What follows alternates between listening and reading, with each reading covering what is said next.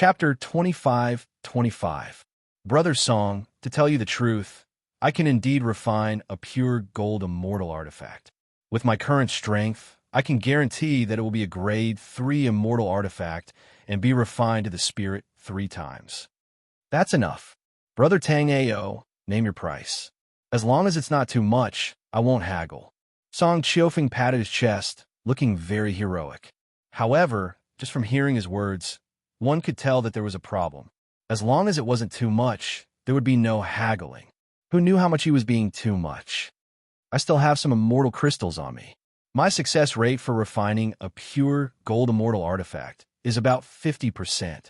The reward I want is an equal amount of pure gold sand. In other words, to refine a pure gold immortal artifact, you have to give me 4 sets of the same materials. How about it? Tang Ao knew that his request was a bit excessive, but this was a matter of asking for a sky-high price, so Tang Ao wouldn't hold back.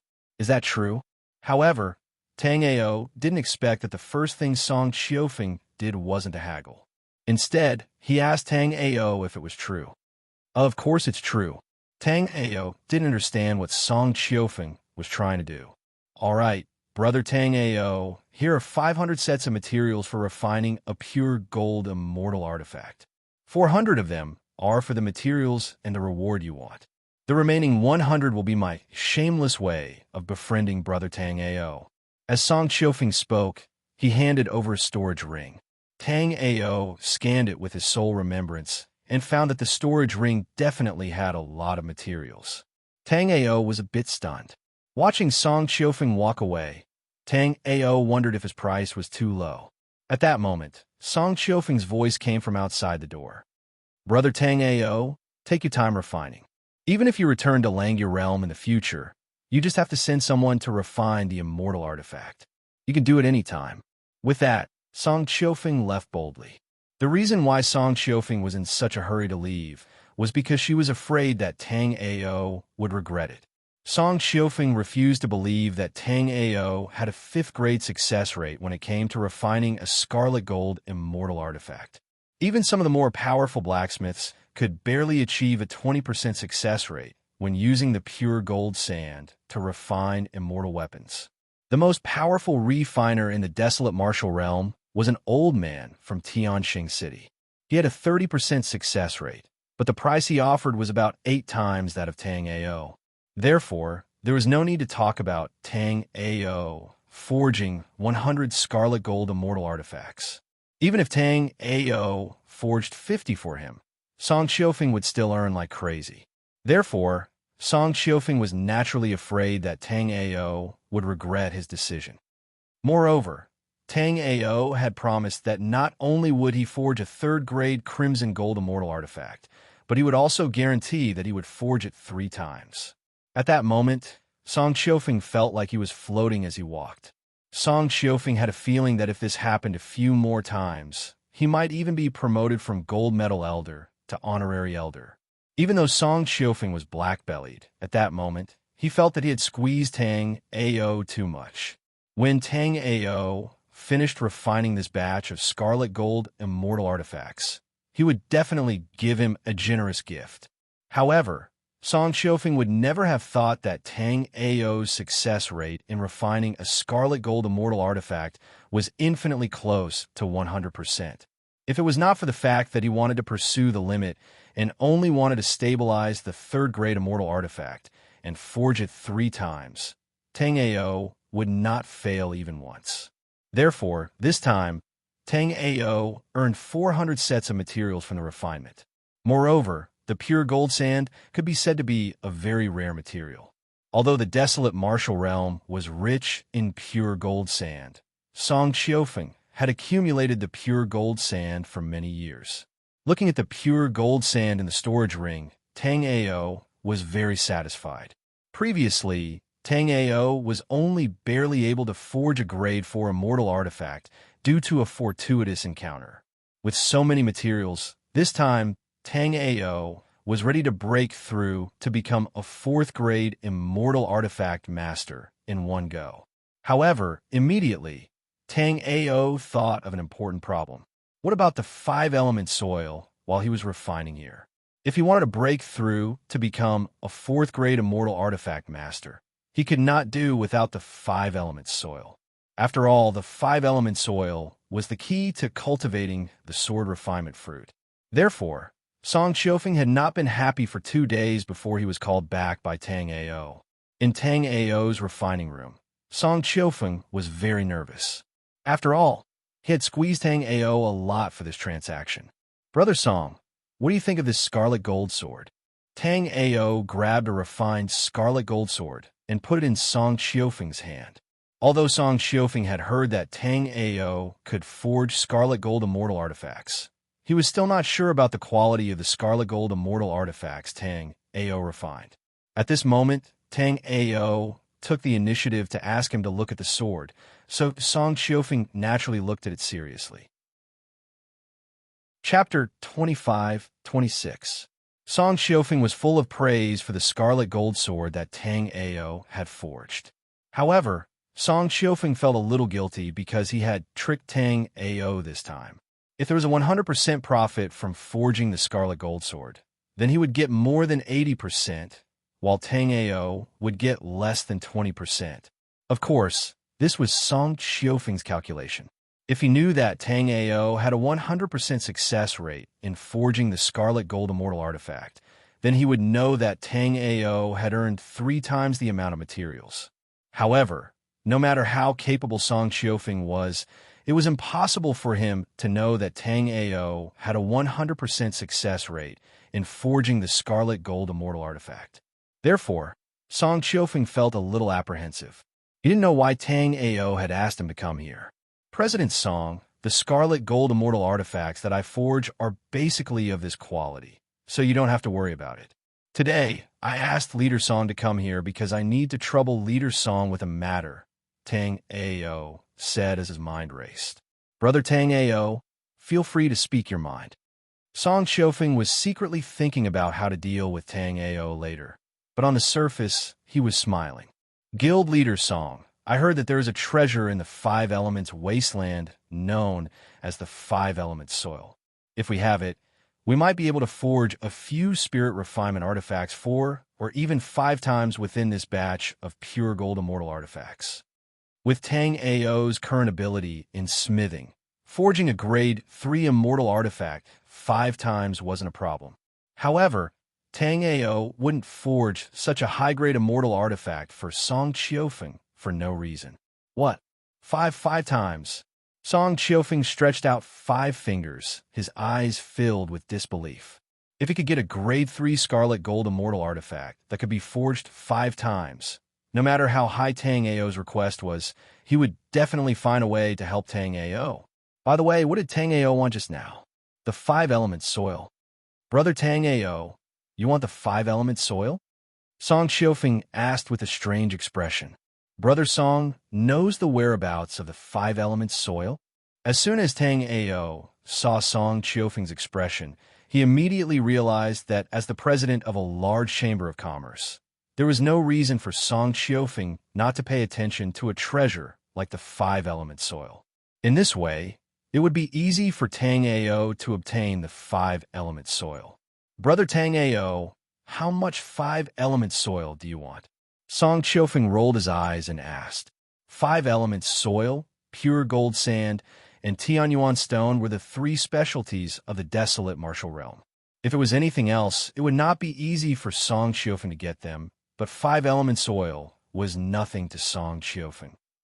However, in order to strictly control the price of the 5-elemental soil, the Thousand Merchant House and the Stellar Sky City had restricted the outflow of the 5-elemental soil for several years. Therefore, in other martial realms, the 5-element soil was inflated to a sky-high price. Most of the warriors who wanted the 5-element soil, as well as some opportunistic people, even came directly to the desolate martial realm, wanting to obtain the 5-element soil and make huge profits. Song Qiufeng did not think of Tang Ao in this direction. After all, with Tang Ao's refining ability, no matter how rare the 5-element soil was, Tang Ao had a way to get it. "Only 25 caddies will do," Tang Ao said after hesitating for a moment. In fact, Only 5 caddies of the 5-element soil was enough for Tang Ao to cultivate the sword refinement fruit. However, looking at the fatty's expression, Tang Ao seemed to have a lot of 5-element soil in his hands. The 5-element soil was not only useful for cultivating the sword refinement fruit, but it also had a miraculous effect on cultivating any immortal spirit herb. Chapter 25-27. Okay, Brother Tang Ao, this 5-element soil is actually one of the 3 specialties of our desolate martial domain. Although our 1,000 merchants building in Sky Star City strictly control the flow of 5-element soil, since Brother Tang Ao has asked, then I will give you a cauldron of 5-element soil this time. As long as you can produce a 5 times forged red gold sword, Brother Tang Ao can ask for anything. Strictly controlling the flow of 5-element soil to other martial domains was a rule agreed upon by all forces in the desolate martial domain. However, 5-element soil was a huge profit. In the open and in the dark, it was unknown how many forces warriors were trading 5-element soil with warriors of other martial domains. Otherwise, in the entire true martial domain, there were only 2 known places that produced 5-element soil. One was the 5-element wasteland of the desolate martial domain, and the other was the Heavenly Lost Secret Realm. The opening time of the Heavenly Lost Secret Realm was uncertain, and the entrance to the Heavenly Lost Secret Realm was controlled by all the top forces. Ordinary people could not even think about approaching the Heavenly Lost Secret Realm. Therefore, strictly speaking, only the desolate martial domain had 5-element soil. If all the forces strictly followed the agreement, then in other martial domains, it would be impossible to see 5-element soil. Tang Ao was also shocked by Song Qiufeng's generosity. A cauldron of 5-element soil was 500 caddies. Tang Ao only needed 50 caddies, and Song Qiufeng directly gave him 10 times more. However, Song Qiufeng also had a requirement. After the 5-element soil was given to Tang Ao must refine a 5 times forged red gold fairy weapon for Song Qiufeng. Tang Ao was not dissatisfied with this. As an alchemist, Tang Ao needed to cultivate countless immortal herbs. 5-element soil was also something that Tang Ao urgently needed. Song Qiufeng gave him so much 5-element soil that it was not impossible to help him refine a 5 times forged red gold fairy weapon. At this time, Tang Ao's heart moved. He had 5-element soil. If he wanted to cultivate the sword fruit, he only needed the Emperor Beast Bone. Although Tang Ao knew that there was Emperor Beast Bone somewhere in Langya World, this news was left by the owner of the Gourd of Mount Kuan, who knew how many tens of thousands of years had passed since the master of the Gourd of Mount Kuan died, and whether the Emperor Beast Bone that he discovered back then was still there. Thinking up to this point, Tang Ao immediately said, "Don't worry, Brother Song. I'll definitely go all out in refining this time. I'll forge at least one immortal artifact 5 times." After saying that, Tang Ao changed the topic. Then he said, "Brother Song, there's one more thing I need your help with." "Brother Tang Ao, you don't have to be so polite. Just say it." Song Qiufeng's words were watertight. He was just saying that there was no harm in speaking. As for whether or not he would agree to help, that was another matter. Old fox, Tang Ao cursed in his heart, but his face remained expressionless as he said, "I need an Emperor Beast Bone. Does Brother Song have a way?" Cough, cough, cough. Hearing Tang Ao's words, Song Qiufeng coughed violently. Originally, Song Qiufeng thought that Tang Ao would at most ask for some rare things. However, Song Qiufeng didn't expect that Tang Ao would actually ask for an exorbitant price. He wanted an Emperor Beast Bone. Not to mention an Emperor Beast Bone, even a small handful of Emperor Beast Bone powder, Song Qiufeng couldn't take it out. Immediately, Song Qiufeng said with a bitter face, "Brother Tang Ao, you're joking with me. You also know the situation of the desolate martial world. Because of the special rules of heaven and earth in the desolate martial world, experts and demonic beasts of the chaotic heaven realm do not exist. Therefore, how could there be an Emperor Beast Bone in the desolate martial world? Although Song Qiufeng said so, Song Qiufeng knew that there really was an Emperor Beast Bone in the Thousand Merchant House. Chapter 25-28. However, the Emperor Beast Bone in the Thousand Merchants building wasn't the bone of a demonic beast at the Turbid Sky realm or the Dao Master realm. It was the bone of a demonic beast at the Demigod realm. How could Song Qiufeng dare to covet such a treasure? Seeing Song Qiufeng like this, Tang Ao felt very regretful. If he could get the Emperor Beast Bone from Song Qiufeng, then Tang Ao would be able to cultivate the sword refining fruit very quickly. However, it seemed that he would have to wait for a long time before he could cultivate the sword refining fruit. At the very least, he would have to wait until he returned to the Langya realm to find the Emperor Beast Bone. Moreover, Tang Ao didn't know what arrangements the Chamber of Immortal Ruins would have for the martialists on the Hidden Dragon list after returning to the Langya realm. Song Qiufeng left after leaving behind a cauldron of 5-element soil. Although he didn't get the Emperor Beast Bone this time, he got a cauldron of 5-element soil. This put Tang Ao in a very good mood. After throwing out 2 array flags, Tang Ao's protective boundary immediately closed. With a thought, Tang Ao arrived in the chaotic hexagram mirror space. In the chaotic hexagram mirror space, Little Flame and Shui were still playing. After such a long time, Little Flame had grown slightly, but Shui hadn't changed at all. After seeing Tang Ao, the 2 little fellows ran over intimately, obviously wanting Tang Ao to let them out to play. Tang Ao smiled bitterly and said, "This place is very dangerous. I can't take care of the 2 of you if you go out. When I return to the Langya realm and settle down, I won't lock you up here." After saying that, Tang Ao rubbed the 2 little fellows' heads. Then, he walked to the herb garden. Tang Ao didn't touch the original 4 herb gardens. Instead, he went to the side and opened up another herb garden. Then, he replaced the ordinary soil with 5-element soil. Tang Ao planned to cultivate the sword refining fruit in this herb garden. Right now, the treasures needed to nurture the sword refining fruit were just lacking the Emperor Beast Bone. When Tang Ao found out about the Emperor Beast Bone, he could start nurturing the sword refining fruit. After changing the soil, Tang Ao took out some immortal herb seeds and planted them. After tossing out a handful of immortal crystals, Tang Ao left the Primal 6 Lights mirror space. As Tang Ao's cultivation level increased, Tang Ao realized that his Primal 6 Light mirror space seemed to be lacking something. It was also because of this that the Primal 6 Light mirror space didn't have any immortal spiritual energy. But with Tang Ao's current cultivation level, he could not understand what was missing in the chaotic hexagram mirror. Every time his cultivation level increased, Tang Ao discovered that his understanding of the chaotic 6 light mirror had increased a little. However, Tang Ao also discovered that even now his understanding of the chaotic hexagram mirror was still the tip of the iceberg. This legendary supreme treasure of the strongest God King, the chaotic God King, still had endless mysteries waiting for Tang Ao to explore. However, Tang Ao didn't dwell on the Primal 6 Light mirror. Without a certain level of cultivation, he wouldn't be able to discover anything even if he studied the mirror all day long. Tang Ao recalled the ruins where he obtained the Primal 6 Light mirror. The previous owner of the mirror was a peak astral-reaching realm 9th level expert. Tang Ao discovered that he was only a skeleton.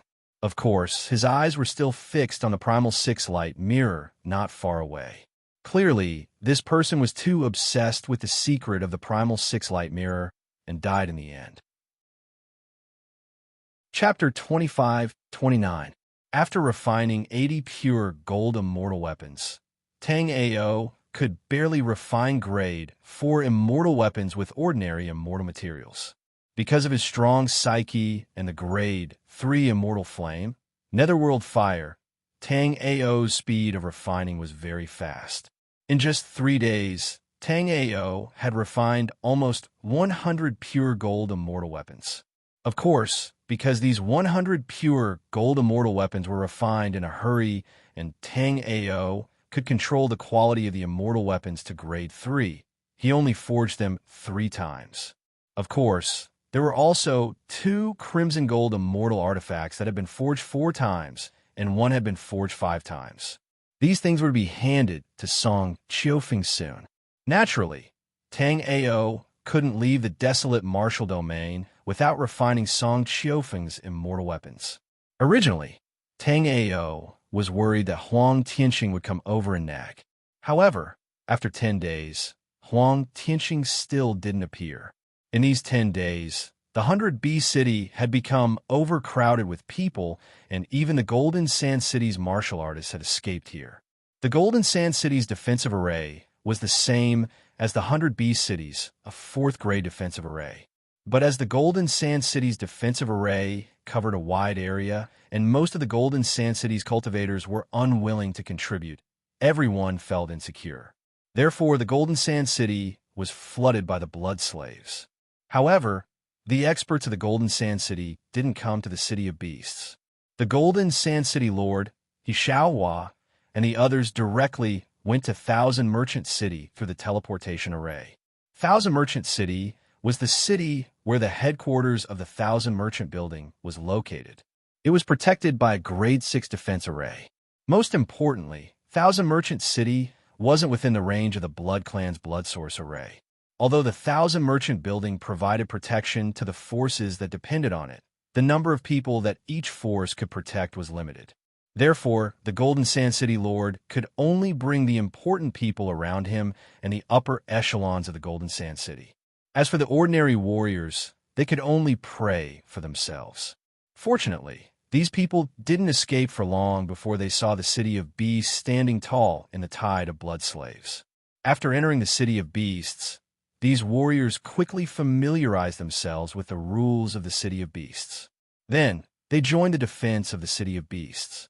Within the range of the Blood Source Great Array, cities were constantly being breached. However, the City of Beasts remained standing. Of course, as time passed, the various forces of the desolate martial world also sent warriors into the Blood Source Great Formation.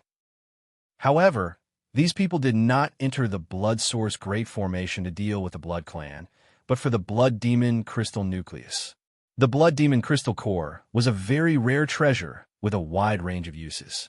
Other than the Blood Tribe activating the Blood Source Formation, there were no Blood Demons anywhere else. Therefore, the Blood Demon Crystal Core was an almost extinct treasure. However, the strength of the Blood Demon was 3 times stronger than that of the Blood Clan. Moreover, the Blood Demon was proficient in concealment. Therefore, although many martial artists entered the range of the Blood Source Great Array, not a single one obtained the Blood Demon Crystal Core. On the contrary, there were constantly cultivators dying in the endless waves of blood slaves. Because the Blood Demon was too difficult to find, many people set their sights on the experts of the 2 lists of the Chamber of Immortal Ruins. These people came from the Chamber of Immortal Ruins, so their wealth must be shocking. However, the warriors who attacked the Chamber of Immortal Ruins first were never seen again. Up until now, the warriors who were not on the 2 lists of the 2 lists had long fallen. The remaining ones were all elites among elites. These warriors of the desolate martial world were brave, but they were no match for the warriors of the 2 lists. The thing that these warriors of the Chamber of Immortal Ruins were most concerned about was their ranking. Chapter 25-30. Even so, the battle strength of the Hidden Dragon ranking was enough to convince everyone.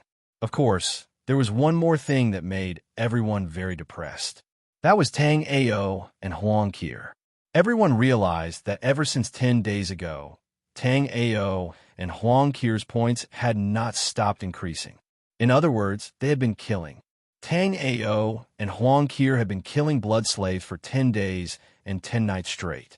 Even if the 2 of them were facing first-level life and death realm blood slaves, their immortal spiritual power should have been exhausted after a day and night of killing. Therefore, there was a problem with Tang Ao and Huang Qir's points. Many warriors who were ranked higher than 100 had even given up on killing blood slaves and were instead searching for the whereabouts of Tang Ao and Huang Qir.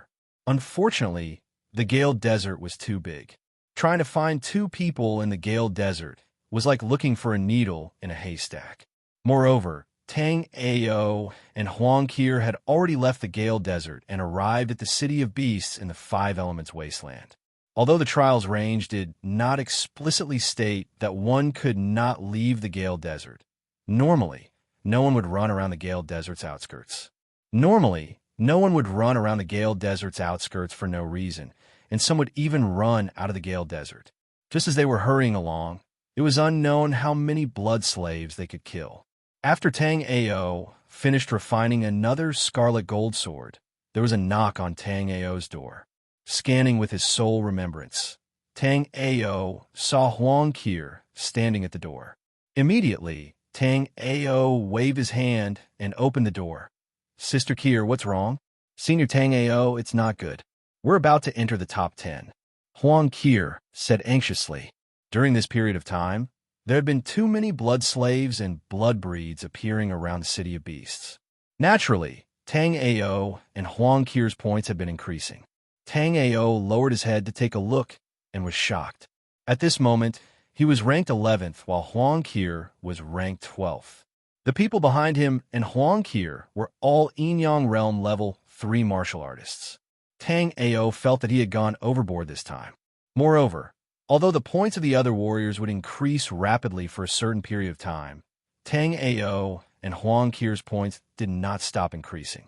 After thinking for a moment, Tang Ao still calmly said, "This time we used our wits. There was no rule against doing this before the trial. Little sister Qir, don't worry." Hearing Tang Ao's words, Huang Qir also nodded. Before the trial, Elder Wulian only told them to kill as many blood breeds as possible. As for how to kill, Elder Wulian didn't say. It was obvious that they were going to rely on their own methods. Therefore, she and Tang Ao did not cheat. They used the method of using their wits. Those two bastards. In the ruins of the Gale Desert, the blood slaves and blood breeds were scattered all over the place. In the middle of the ruins, there was a bronze-skinned young man on a huge rock. The weapon that this young man was using was very strange, or rather, rare. It was a huge axe. The blade was already half the height of the young man's body, and it was connected to a pole that was almost 8 feet long. This huge axe seemed to be the bone of some kind of demonic beast because the entire blade and handle were one. This young man was Luo 11. However, Luo 11 had not made it into the top 10, nor was he ranked 11th. He had gone from 11 to 13. The reason for this was that Tang Ao and Huang Qir's points were increasing constantly. Chapter 25:31. Seeing that Tang Ao and his points were getting bigger and bigger, Luo Shi decided not to try for the top 10 anymore. Instead, he wanted to go and catch the 2 cheating bastards. However, although his idea was good, he had run into a lot of blood slaves and blood race warriors in the past couple of days, but not a single human warrior. Luo Shi did not have a good way to find Tang Ao and Huang Qir, and he only knew one clue. It was that a long time ago, Tang Ao and Huang Qir had joined hands and fought with the purple bone wolf nearby. The purple bone wolf was only an astral-reaching realm martial genius. If it ran into someone like Luo Shi, it would die for sure. However, Luo Shi did not plan to find the purple bone wolf. According to the speed of Tang Ao and Huang Qir's points, even if he killed 100 purple bone wolves, he would still be surpassed by Tang Ao and Huang Qir. "Who are you?" Not far away, a couple of blood race warriors looked at Luo Shi, who was holding a huge axe. But Luo Shi did not want to waste time with them. He waved the huge axe in his hand, and a huge axe blade swept out, cutting off the heads of those blood race warriors. Shaking his head, Luo Shi continued his journey to find Tang Ao and Huang Qir. Inside the City of Beasts, Tang Ao did not know that Luo Shi was searching for him and Huang Qir everywhere in the whole Wind Desert like a madman. Right then, Tang Ao was in trouble again. Huang Tianxing, who had been chased away by Tang Ao and the rest, had come again. Besides Yang Feng and LV Kuan Yang, there was also a warrior in golden armor in front of him. This warrior was outside the protective circle, releasing a powerful aura. After sensing this warrior's aura, everyone in the city of beasts changed their expressions. Yin-Yang Realm Warrior. Tang Ao, your death is here. Give me your life. Tang Ao had just walked out of the crafting room when he heard Huang Tianqing's yell. Of course, Tang Ao was furious as he said coldly, "Am I your father? What did you say?" Huang Tianqing was furious. He didn't know what Tang Ao meant. "If I'm not your father, then why do you miss me so much? The entire Five Elements wasteland is filled with blood slaves, yet you came all the way here to see me. I don't believe you if you say I'm not your father." Although there was a Yin-Yang realm expert standing in front of Huang Tianqing, Tang Ao's words still caused everyone to burst into laughter. "Wei Chu, this bastard humiliated me. Kill him for me," Huang Tianqing said to the golden-armored cultivator in front of him. He knew that he could not win against Tang Ao. Hearing Huang Tianqing's words, Wei Chu felt a little awkward. Wei Chu could tell that Tang Ao was only at the 4th level of the astral reaching realm. For Wei Chu, warriors below the Yin-Yang realm, even if they were at the 9th level of the astral reaching realm, were nothing more than ants. However, what made Wei Chu feel awkward was that the defensive circle of the City of Beasts was actually a rank 4 immortal array. Even if Wei Chu was a Yin-Yang realm warrior, it would not be easy for him to destroy this kind of defensive circle. Therefore, Wei Chu felt very awkward. Moreover, Wei Chu could vaguely feel that although this defensive circle was a rank 4 immortal array, it was infinitely close to rank 5. If he could destroy it, then it would be fine. But if he couldn't, then he would lose a lot of face today. Chapter 25:32. Xing, your bodyguard isn't good enough. Get someone stronger next time. There are many blood slaves outside. Be careful on your way back. I won't be sending you off. Others might not know, but Tang Ao knew that the City of Beasts' defense array wasn't a grade 4 immortal array. It was clearly a grade 5 immortal array, disguised as a grade 4 immortal array. If this defense array was really a grade 4 immortal array, it would have been broken by the Blood Clan many times over. Wei Chu's aura was only at the 1st stage Yin-Yang realm. Tang Ao guessed that Wei Chu had just broken through to the Yin-Yang realm not long ago, and his cultivation hadn't stabilized yet. If he didn't have a top-notch treasure, he wouldn't be able to break the City of Beasts' defense array, even if he fought for a year. Tang Ao didn't know if more experts from Sky Star City would come, but Tang Ao knew that Wei Chu wouldn't be able to break the City of Beasts' defense array. This is infuriating. I must kill Tang Ao today. Break this defense array. Huang Tianqing snorted and ordered the people around him. When these cultivators heard this, they hesitated for a moment before attacking the defense array together. When they attacked, Wei Chu used his soul psyche to look at it. Wei Chu wanted to see how strong this defense array was. If this defensive array was only strong on the outside but weak on the inside, then Wei Chu would immediately break the array to kill Tang Ao and the others. If this defense array was really strong, he would persuade Huang Tianqing to give it more thought. Because he had lost to Tang Ao previously, Yang Feng's position in Huang Tianqing's hands was no longer what it used to be. Therefore, Yang Feng's hatred for Tang Ao wasn't any less than Huang Tianqing's. This time, Yang Feng attacked at Huang Tianqing's command. In the blink of an eye, the spear in Yang Feng's hand, carrying endless thunder and lightning, bombarded the array below. Great! Even the Yin-Yang realm Wei Chu cheered when he saw Yang Feng's attack. Yang Feng's elder brother, Yang Tiansheng, was one of the top 10 experts of Tianxing City. Although this younger brother of Yang Tiansheng wasn't as terrifying as Yang Tiansheng, his strength wasn't weak either. In Wei Chu's opinion, Yang Feng's attack was comparable to an early-stage Yin-Yang realm martial artist attack. Bang! However, to everyone's surprise, when Yang Feng's incomparably fierce attack landed on the defensive array, the defensive array only emitted a muffled sound. Immediately after, a huge force came through, and Yang Feng's arm snapped instantly with a cracking sound. His entire body was sent flying. Wei Chu used his spiritual power to pull Yang Feng back. At the same time, he looked down at the array around the city of beasts. Wei Chu knew that his judgment was correct. The array formation around the city of beasts was extremely close to a grade 5 immortal array. This was the only way it could withstand Yang Feng's attack unscathed. Wei Chu immediately cupped his fists at Huang Tianqing. Second young master, eldest young master, and Yang Tiansheng are on the way. The defensive array around the city of beasts is comparable to a grade 5 immortal array. How can I waste too much energy on breaking it? Once the unruly people of the city of beasts surround second young master, I'm afraid I won't be able to guarantee second young master's safety. Upon hearing Wei Chu's words, Huang Tianqing burst into laughter. Ha ha! Wei Chu, I'm not afraid. What are you afraid of? Why do you have to wait for my elder brother to come over for such a trivial matter? Am I a useless good-for-nothing? LV Kuan-Yang. Break this array formation at all costs. Huang Tianqing was practically bellowing. On the battlefield below, many members of the Blood Clan were also watching. As long as Huang Tianqing and his group could really break a hole in the array formation, it would be the end of the City of Beasts. Upon hearing Huang Tianqing's words, many martialists in the City of Beasts raised their heads warily.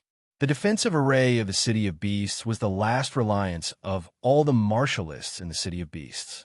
If Huang Tianqing destroyed the defensive array of the City of Beasts, he would become the enemy of all the martialists in the City of Beasts. Huang Tianqing, your Uncle Song is here.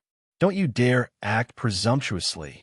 Seeing Huang Tianqing's arrogance, Song Qiufeng and his group flew into the air. However, Song Qiufeng and his group didn't go out. After all, Song Qiufeng didn't have any Yinyang realm martialists on his side. If they went out, they would definitely be at a disadvantage. However, Song Qiufeng had never been absent from such long-distance verbal exchanges. Fatty Song, come out if you have the guts. Today, I will sacrifice you to my blade. After Song Qiufeng appeared, Huang Tianqing pointed at Song Qiufeng's nose and scolded him. Hey, little brat, today, your Uncle Song will come out and play with you. Although Song Qiufeng was always smiling, his temper wasn't good. Being scolded at his nose like that made him want to kill someone. Brother Song, don't be fooled. He is trying to provoke you to come out.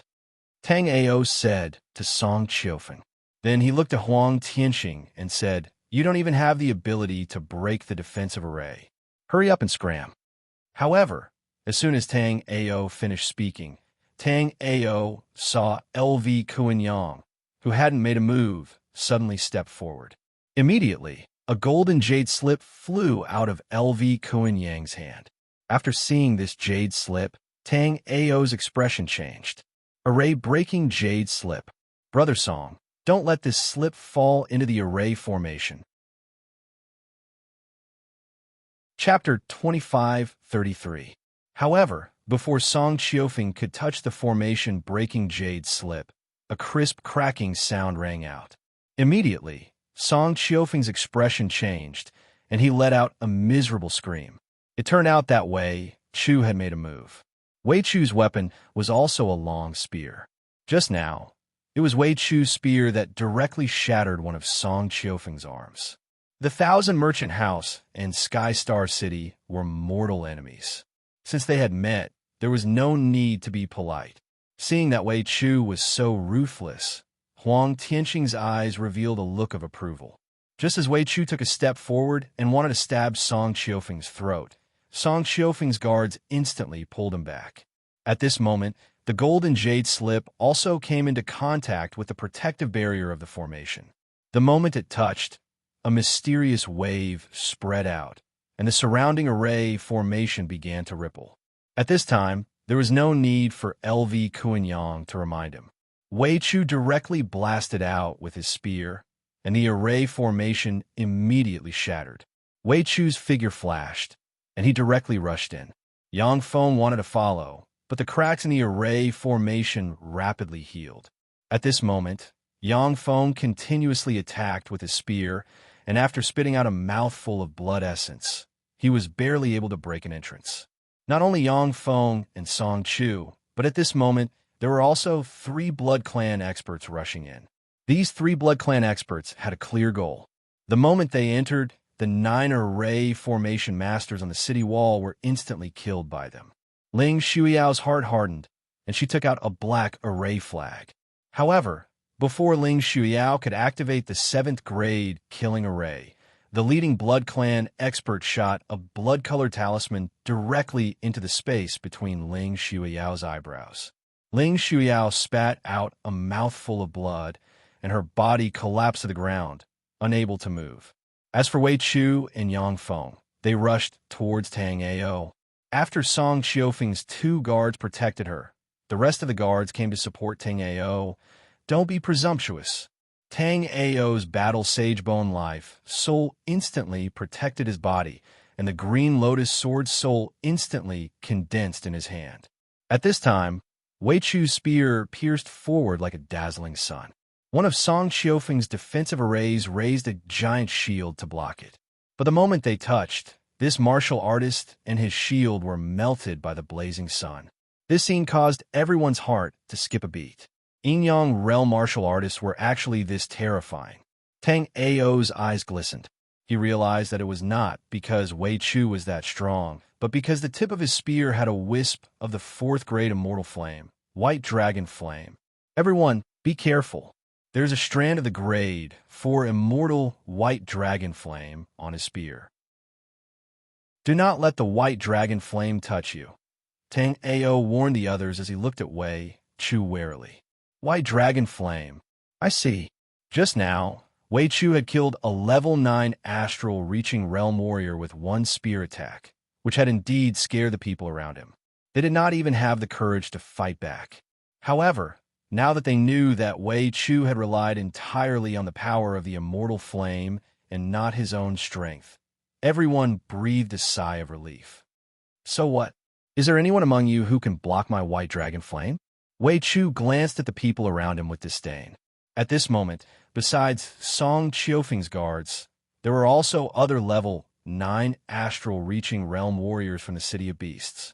These days, everyone had been through life and death together in the City of Beasts, and they had already formed a deep friendship.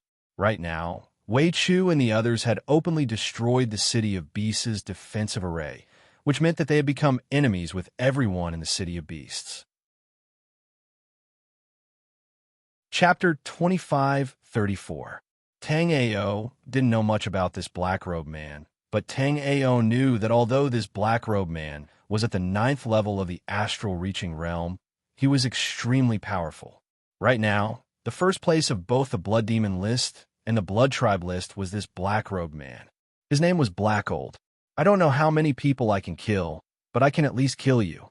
Wei Chu also didn't expect Tang Ao to be so popular in the City of Beasts. Originally, Wei Chu thought that he could directly kill his way into the City of Beasts and kill Tang Ao.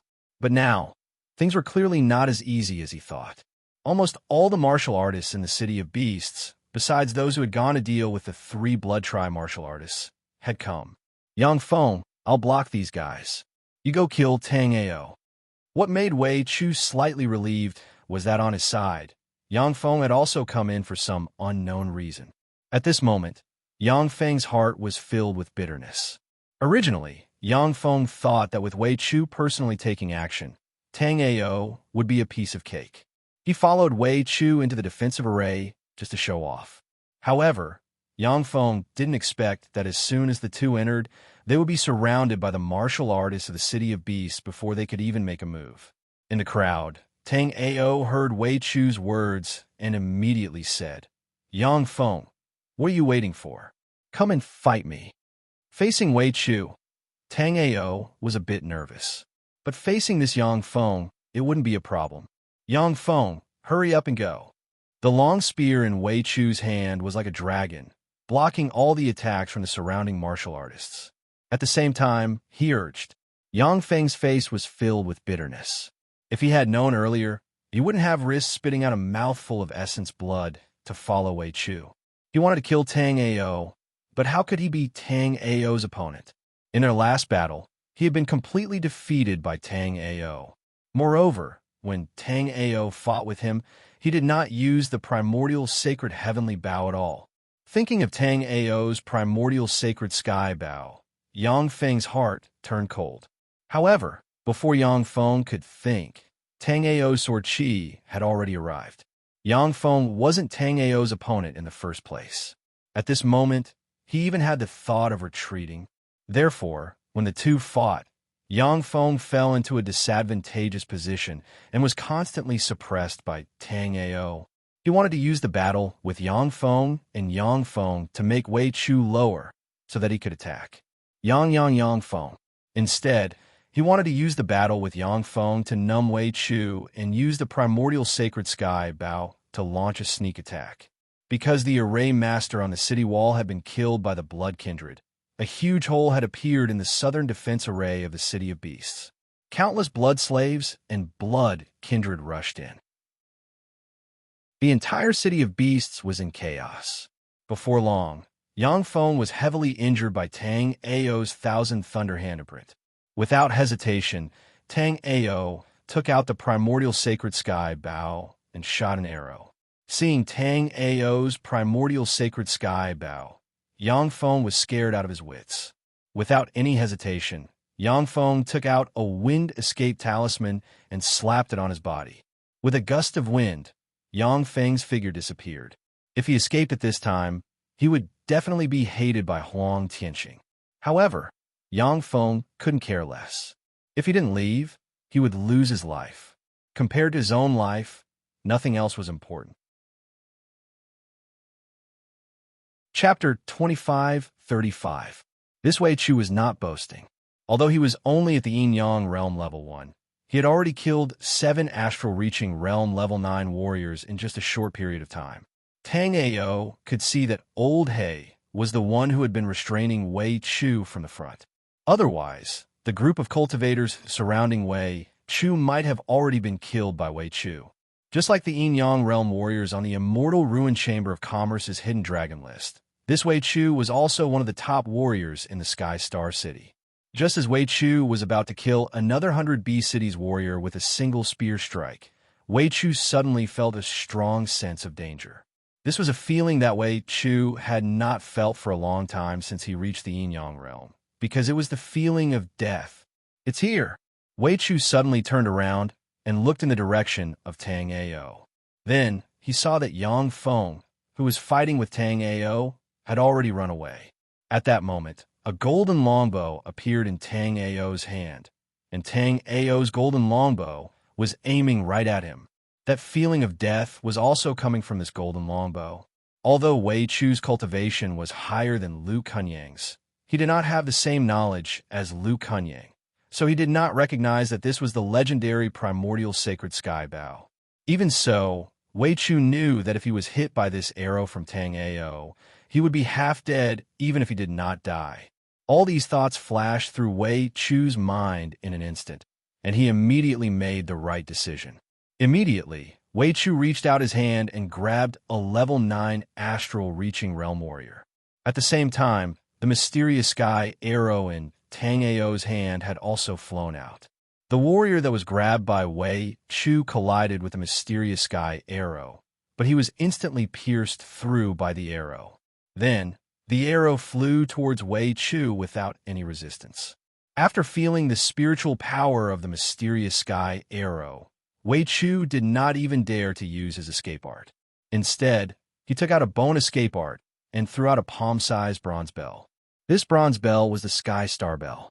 The Sky Star City had a top treasure that could not be moved, called the Sky Star Ancient Bell. The Ancient Heavenly Star Bell was a supreme-grade, Khanate divine artifact. The Ancient Heavenly Star Bell surroundings would condense into the Heavenly Star Child Bell because of the Tao essence emitted by the Ancient Heavenly Star Bell. Although these Heavenly Star Child Bells were not as terrifying as the Ancient Heavenly Star Bell, they were still top-grade immortal artifacts.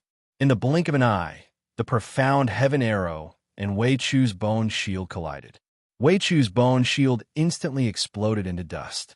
Then, the mysterious heaven arrow suddenly collided with the Heavenly Star Bell. Dang! The sound of a bell that seemed to have come from ancient times resounded throughout the world. At this moment, the hearts of all the martial artists, the blood race, the blood slaves, and even the blood demons around the city of beasts froze as their souls trembled. Many warriors with low cultivation started to bleed from their orifices, and those life and death realm blood slaves directly exploded into a cloud of blood mist. By the time everyone recovered their wits, they discovered that Wei Chu's heavenly star bell had been shattered by Tang Ao's arrow. However, Wei Chu had also managed to keep his life. Looking at the fist-sized bloody hole on his left shoulder, Wei Chu's soul almost left his body. Wei Chu knew that if he had not taken out the ancient heavenly star bell, then right now, there would not only be a fist-sized bloody hole on his left shoulder, but he would also be dead. Chapter 25:36. This time, Huang Tianqing didn't say anything. He only glanced at Tang Ao and left quickly. No one knew what he was thinking. After witnessing the power of Tang Ao's primordial sacred sky bow twice, Huang Tianqing had already decided to get his hands on this bow. He liked it too much. If someone provoked him in the future, he would kill them with one arrow. Tang Ao almost killed Wei Chu, who was at the first yin-yang realm, with his cultivation base at the 4th level of astral reaching realm. As long as he could get his hands on this bow, once he reached the yin-yang realm, who would dare to be presumptuous in front of him in the whole desolate martial realm? However, if he wanted to get his hands on the bow, he would still have to kill Tang Ao. This time, Huang Tianqing wasn't in a hurry. He planned to wait for his big brother and Yang Tiansheng to arrive before making his move. Huang Tianqing could tell that there were no yin-yang realm experts in Tang Ao's group. This time, he only brought Wei Chu, and they were already scared witless. Next time, whether it was his big brother or Yang Tiansheng, Tang Ao would definitely die. If it weren't for Yang Tianqing's face, he wouldn't let Yang Feng escape this time. In the city of beasts, after Wei Chu and the others left, everyone started to defend against the blood race and the blood slaves that were rushing in. Tang Ao slowly put away the primordial sacred sky bow. In order to ensure that he could kill Wei Chu, Tang Ao's attack directly consumed 99% of his immortal spiritual power. But even so, Tang Ao still couldn't kill Wei Chu. The small bell that Wei Chu took out at the end was very powerful. Apart from the Farmer God Cauldron, it was the most powerful defensive treasure that Tang Ao had seen so far. If it weren't for that arrow being so powerful, he probably wouldn't even be able to injure Wei Chu. Brother Song, what kind of treasure was that bell? Tang Ao had consumed too much energy, so Tang Ao didn't participate in the battle. Off to the side, Song Qiufeng had also managed to catch his breath. His shattered arm had already been reconstructed with the help of natural treasures. However, his face was still a little pale at this moment. Wei Chu had clearly not held back in his previous spear attack. That scoundrel Wei Chu's luck is pretty good. That bell is a treasure of Heavenly Star City. It's called the Heavenly Star Bell. In the Heavenly Star City, there was a supreme treasure that couldn't be moved. It was rumored to be a top-grade, pre-celestial artifact, the Heavenly Star Ancient Bell. The ancient Heavenly Star Bell exudes endless Tao accumulation all year round. Cultivating around the ancient Heavenly Star Bell might allow you to comprehend some very powerful secret techniques. Song Qiufeng said enviously. Around the ancient Heavenly Star Bell, one can use immortal spirit energy to condense the ancient bell's Tao and nurture the Heavenly Star Child Bell. Unfortunately, those who weren't Stellar Sky City's direct line of descent didn't even have the chance to come into contact with the ancient Heavenly Star Bell. The Heavenly Star Bell that Wei Chu used just now was obviously a life-saving treasure that he condensed. Although the boundless world was full of wonders, Tang Ao had never imagined that there would be such a mystical treasure in this world. After hearing Song Qiufeng's words, Tang Ao wanted to condense a Heavenly Star Bell to protect his life. However, given the current relationship between Tang Ao and Stellar Sky City, Tang Ao wouldn't go to Stellar Sky City to condense a Heavenly Star Bell to protect his life. Instead, he would go there to die. Chapter 25:37. Tang Ao nodded and scanned Ling Shuiyao with his soul remembrance. After scanning with his soul remembrance, Tang Ao was shocked. This was because Ling Shuiyao's aura was extremely normal. There was nothing wrong with her at all. However, Ling Shuiyao was currently unconscious and unconscious. However, Tang Ao soon realized that something was wrong.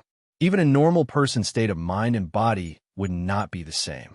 Even if they were unconscious, there would still be slight changes to their body as time went by.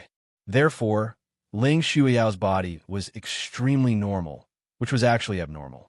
However, Tang Ao did not say it out loud.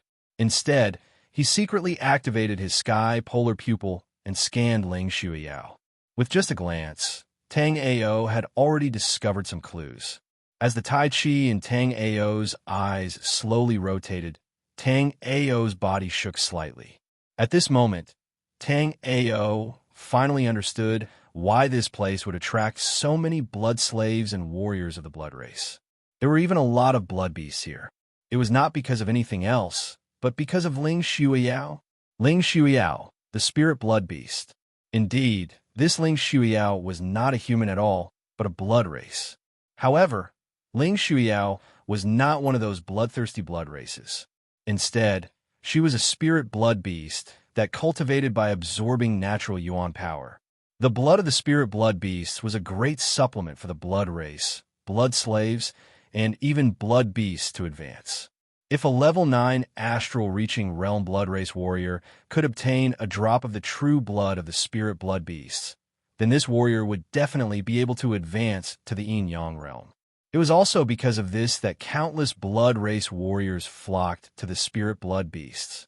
Tang Ao was sure that the blood race warriors did not know Ling Shuiyao's identity at all. Otherwise, they would not have searched everywhere, but would have gone to find Ling Shuiyao immediately. Sensing the purity of Ling Shuiyao's blood, Tang Ao knew that Ling Shuiyao had never harmed anyone before.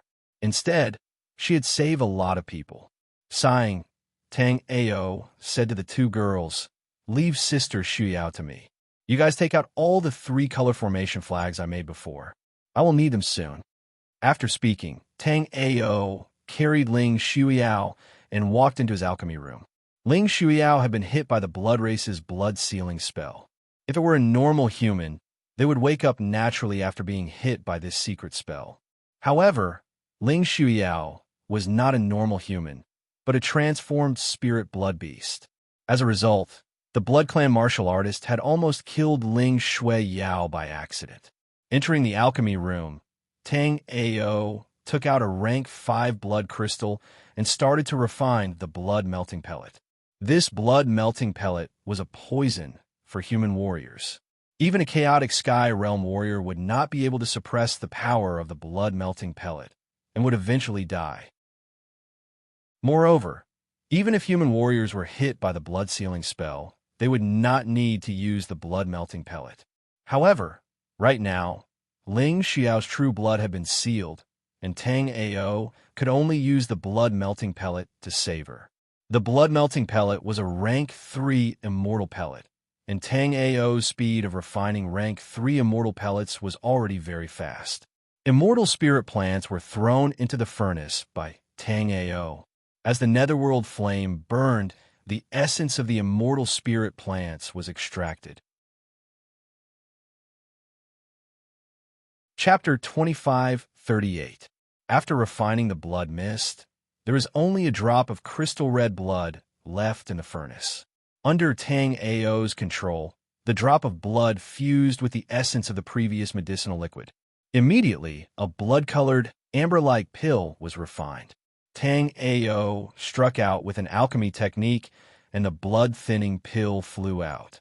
Tang Ao placed the blood-thinning pill in Ling Shuiyao's mouth. Then, the J-Bone Life soul surged and began to guide the blood-thinning pill's medicinal power to break the blood seal in Ling Shuiyao's body. Just as Tang Ao thought, under the medicinal power of the blood-thinning pill, the blood seal in Ling Shuiyao's body quickly melted. As the blood seal in her body melted, Ling Shuiyao's beautiful eyelashes fluttered. Tang Ao smiled and prepared to get up. However, as Tang Ao stood up, three blood alls had completely sealed off Tang Ao's escape route. One of the blood alls was aimed at Tang Ao's back, one was aimed at his ling tai, and the last one was aimed at his left temple. At such a close distance, even a top-notch escape technique would have a slim chance of survival. You know everything? Ling Shuiao took a step back and at the same time took out a long sword. Tang Ao noticed that Ling Shuiao's arm, which was holding the sword, was trembling. Tang Ao closed his eyes and could even hear Ling Shuiao's heartbeat. Yes, I know. A smile hung on Tang Ao's lips, but his eyes were still closed. Since you know everything, then I will kill you. Aren't you afraid at all? Seeing that Tang Ao was completely unguarded, Ling Shuiao asked curiously, Why should I be afraid? You can't kill me, and you won't kill me, right? Junior sister Shui Yao. As Tang Ao spoke, he opened his eyes. Tang Ao revealed a warm smile. Without waiting for Ling Shuiao to speak, Tang Ao continued. Although you're a vampire, you've never done anything bad or killed anyone. That's why you're very nervous right now. You don't want to kill me, but you're afraid that I'll reveal your identity. So now, you don't know what to do. As soon as Tang Ao finished speaking, the three blood alls around Tang Ao shattered. Ling Shuiao's sword also fell to the ground. Ling Shuiao's eyes were filled with helplessness. She really did not know what to do at a time like this. She was not an ordinary spirit blood demon. Her parents were also spirit blood demons, but they had always lived in a human city. Later on, they accidentally exposed their identities and were captured by human warriors. Since then, Ling Shuiao had never seen her parents again. At that moment, a warm hand grabbed Ling Shuiao's ice-cold hand, following which Tang Ao's voice rang out. Junior sister Shui Yao, you've never harmed anyone. You've always been helping the city of beasts silently. Why you care about your identity? Regardless of whether it's the human race, blood clan, demon race, or any other race, we are all equal and can live in harmony. Of course, this might take some time. Cultivate well and don't worry about anything else. After patting Ling Shuiao's shoulder, Tang Ao left the alchemy room. At that moment, Tang Ao had not fully recovered his immortal spiritual energy and soul power. However, only a portion of the array formation had been destroyed.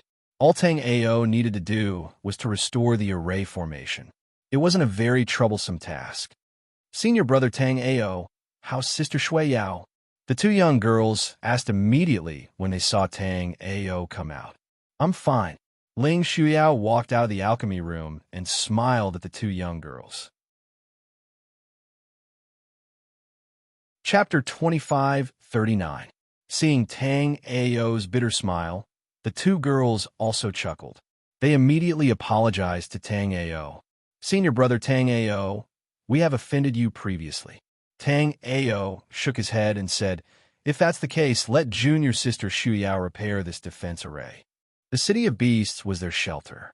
It would be repaired by Ling Shuiao. Ling Shuiao would also have complete control over the defense array. A hint of gratitude appeared in Ling Shuiao's eyes.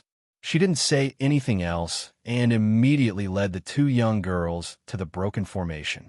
Tang Ao took out 3 elixirs and swallowed them. He then sat cross-legged and adjusted his breathing. Even though Ling Shuiao had repaired the array, a large number of Blood Clan and Blood Demons had snuck in. Others could not distinguish between the Blood Clan martial artists and Blood Demons hidden among the humans.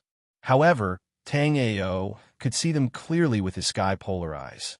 Tang Ao knew that he could not rest now. There were still many things waiting for him. After Ling Shuiao took action, the hole in the array was repaired immediately. At the same time, Ling Shuiao secretly activated the killing array to help the martial artists of the city of beasts deal with the Blood Clan powerhouses. Before long, the Blood Clan martial artists who had rushed into the city of beasts were all killed. However, everyone was very nervous. When the array was damaged just now, many Blood Clan martial artists and blood demons had taken the opportunity to sneak in. At this moment, Their companions could be Blood Clan martial artists or blood demons who had snuck in. For a moment, everyone was panicking. "Senior Sisterling, what should we do now?" At this moment, all the martial artists of the City of Beasts were gathered in the square of the City of Beasts. As there were blood demons and Blood Clan hidden among the crowd, no one dared to leave rashly. Otherwise, if they left now, they might very well be a corpse the next day. However, it was obvious that they could not keep gathering here and do nothing. The blood slaves in the array had been cleared. However, because all the martial artists of the City of Beasts were in the array, the Blood Clan and blood slaves outside were destroying the array again. "Don't worry, everyone." At this moment, Huang Qir's voice was heard. "Sister Qir, do you have a solution?" Ling Shuiao was delighted and looked at Huang Qir expectantly. However, to Ling Shuiao's surprise, Huang Qir said, "Senior Brother Tang, Ao definitely has a solution." This, Huang Qir's words caused the crowd to not know whether to laugh or cry. However, the previously tense atmosphere had slightly eased. At this time, Tang Ao's voice could be heard. "Kair is right. I cultivate a secret eye technique that can detect the hidden Blood Clan members in the crowd." As Tang Ao spoke, Tai Chi runes appeared in his eyes and slowly rotated in his eyes. When they saw this, everyone knew that there was nothing wrong with Tang Ao's judgment. These three people were indeed from the Blood Clan. When they saw this, everyone knew that there was nothing wrong with Tang Ao's judgment. These three people were indeed from the Blood Clan. Tang Ao looked around and realized that these three fellas were really interesting. Of the Blood Clan that had entered earlier, only these three fellas were still there. These three people were also the first Blood Clan that had broken through the array's defense and rushed in. "I didn't expect there to be such an expert in the City of Beasts. We will meet again." The three Blood Clan glared coldly at Tang Ao before their figures quickly became blurry. "Trying to leave? Not so easy." Before anyone could react, Senior Black had already made the first move. Following closely behind Senior Black were Tang Ao's three mysterious heaven arrows. Senior Black's weapon against the Blood Clan was very special. It was a pitch-black fishing rod with a black line on it. A black nail was tied to the black line. The nail whistled through the air and directly pierced through the bodies of the three Blood Clan martial artists. The bodies of the three Blood Clan martial artists changed and revealed their true forms. At this point, everyone was certain that Tang Ao was right. These three people were the first Blood Clan to enter the array. After their disguises were broken by Senior Black, the three mysterious heaven arrows had already pierced through their hearts without waiting for them to escape. Even if they were from the Blood Clan, they would definitely die after being pierced through the heart by the mysterious heaven arrows. "All right, everyone, don't worry. The Blood Clan that had just entered have all been killed. In another 10 days, the Blood Source array will weaken. The surrounding Blood Clan and blood slaves will also retreat. When that time comes, everyone will be able to move freely. Also, if Huang Tianxing comes again, you must not let him attack the array." After a few simple sentences, everyone quickly dispersed. Today, everyone in the City of Beasts had gone through a series of battles. At this moment, all the martial artists were physically and mentally exhausted. That night, apart from the martial artists who were responsible for patrolling the city and those who were overly energetic and addicted to battle, the rest of the people in the City of Beasts were quietly adjusting their breathing. This was the most difficult time since they had arrived at the City of Beasts. This time, they had successfully defended the city. As long as they could hold on for another 10 days, they would be able to survive the siege of the Blood Clan.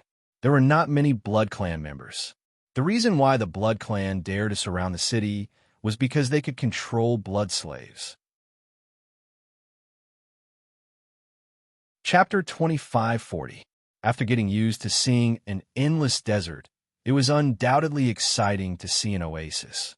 However, Luo Shi's eyes were filled with solemnity as he looked at the small city in the distance. Luo Shi had been searching for Tang Ao and Huang Qir during this period of time.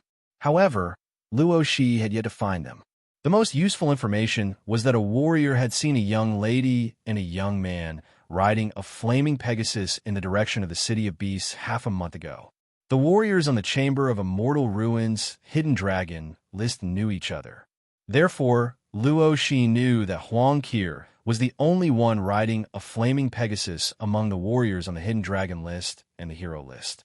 If there were no accidents, Huang Qir and Tang Ao should be in the City of Beasts or near the City of Beasts.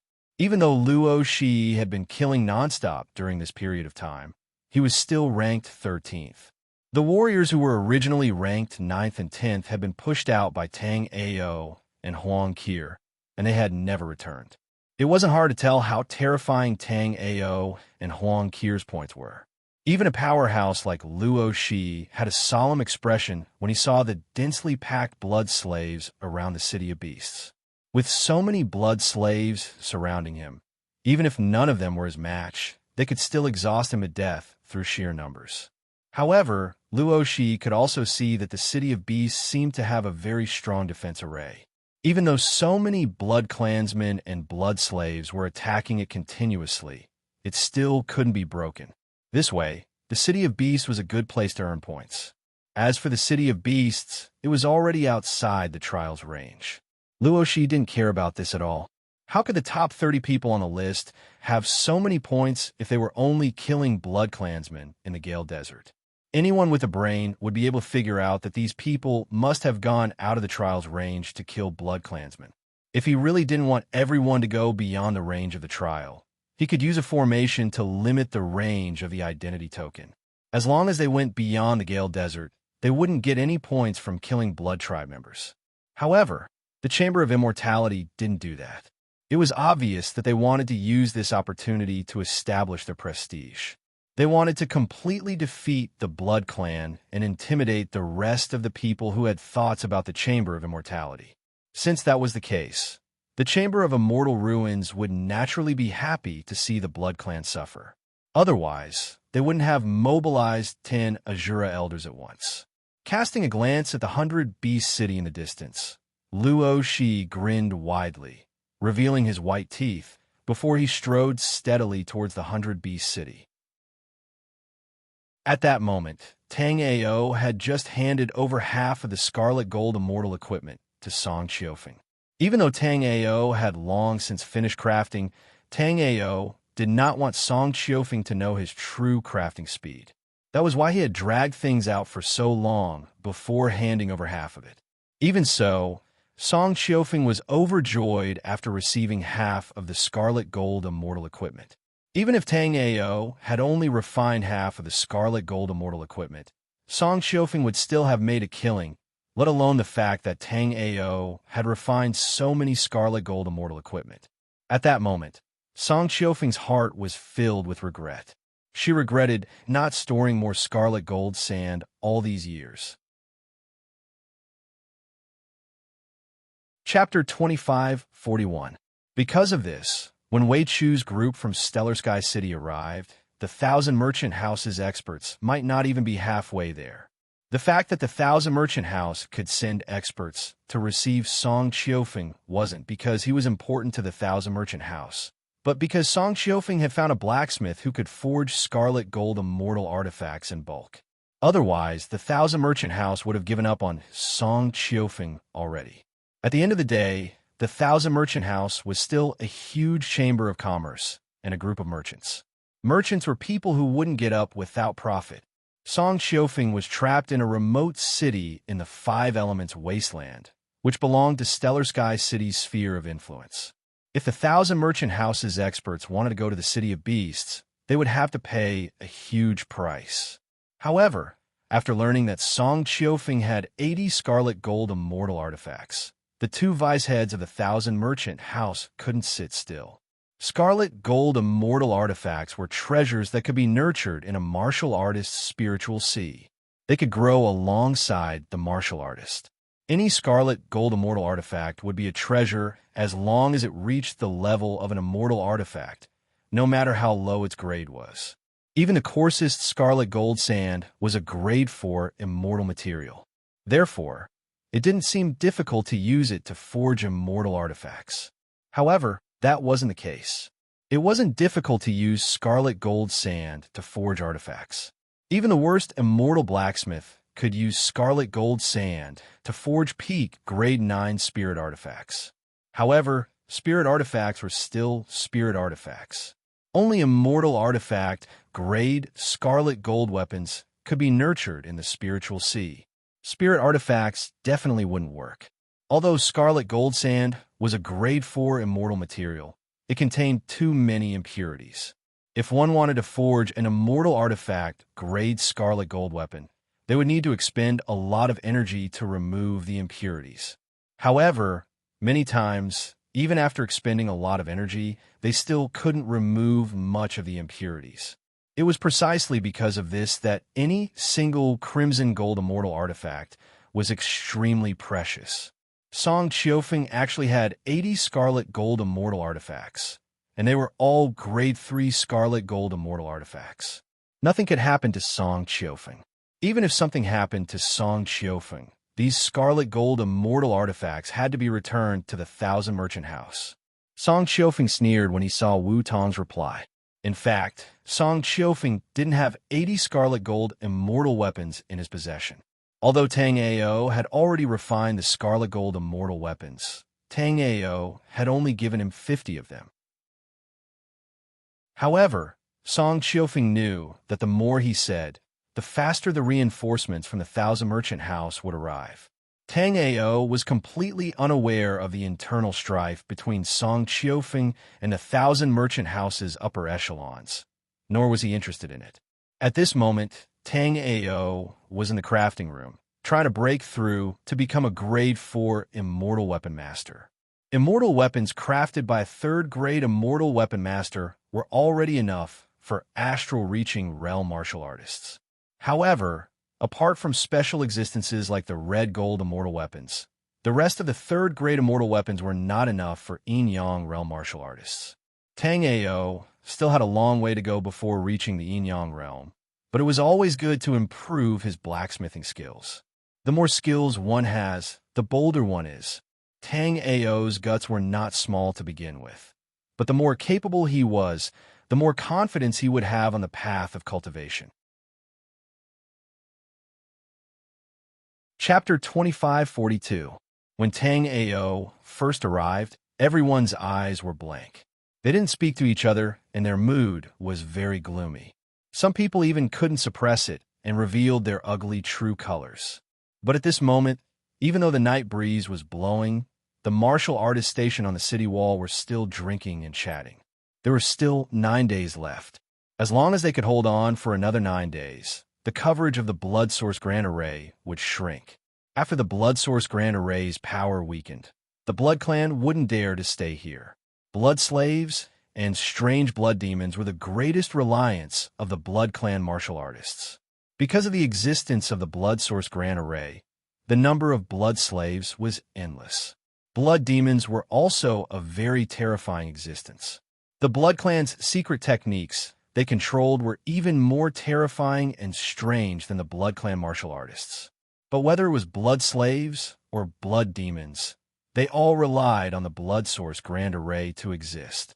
Without the Blood Source Grand Array's continuous supply of blood chi, these blood demons were just fish on the chopping block. In Tang Ao's artifact forging room, there were flames burning in the 9 artifact forging furnaces.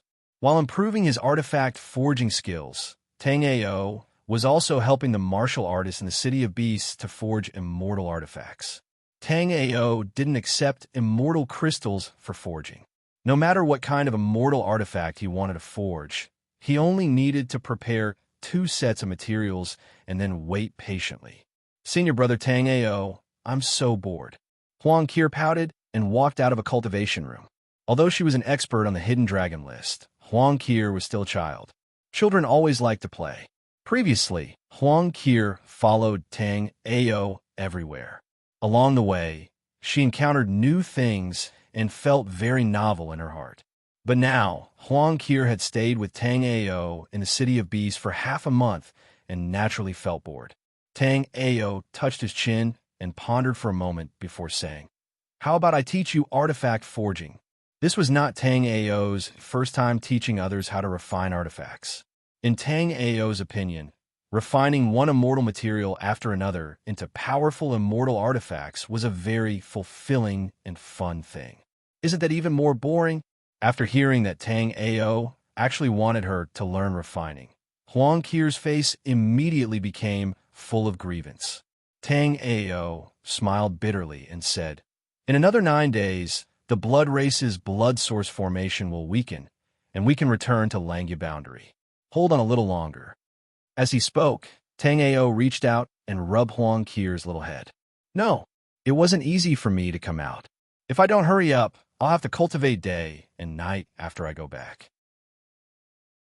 Huang Qir felt a headache coming on when she thought about how she would have to learn the art of beast taming from the 3 old-fashioned old men after returning to Wendao Academy. She felt that she had to endure pain that she shouldn't have to endure at her age. However, Huang Qir didn't know that if it weren't for her extraordinary talent and respected status, the 3 supreme elders of the Wendao Academy wouldn't have personally come forward to guide her. In the Dao-seeking academy, countless people racked their brains but were unable to obtain the teachings of a single grand elder. "Little girl, what do you want to do now?" Tang Ao was slightly stunned at first, but he quickly understood that this little girl must want to do something again. Otherwise, she wouldn't have said that. Hee. Huang Qir laughed and didn't immediately say what she wanted to do. Instead, she pulled Tang Ao to the window and pointed into the distance. "Senior brother Tang Ao, do you see those 5 ring-shaped mountains?"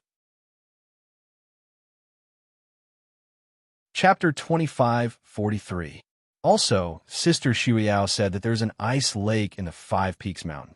The ice on this lake will not melt for 10,000 years. After Tang Ao finished, Huang Qir immediately added, "You're talking about the clear spirit ice lake in the depths of the 5 Peaks Mountain. Around the lake, there is a powerful, cold qi spreading. Even ordinary demonic beasts can't get close to it. I heard that in the clear spirit ice lake, there's a kind of clear spirit fish that is as transparent as jade." Tang Ao didn't continue because he already understood Huang Qir's meaning. This little girl was clearly urging him to catch the clear spirit fish. "Here, the city of beasts is surrounded by blood race. It's too dangerous outside. We can't go. Moreover, the cold qi around the lake is very powerful. Even 9th-level astral, reaching demonic beasts don't dare to get close. Even if we go, we won't be able to get close to the lake." Although Tang Ao doted on this cute little sister, this kind of thing, Tang Ao still had a sense of propriety.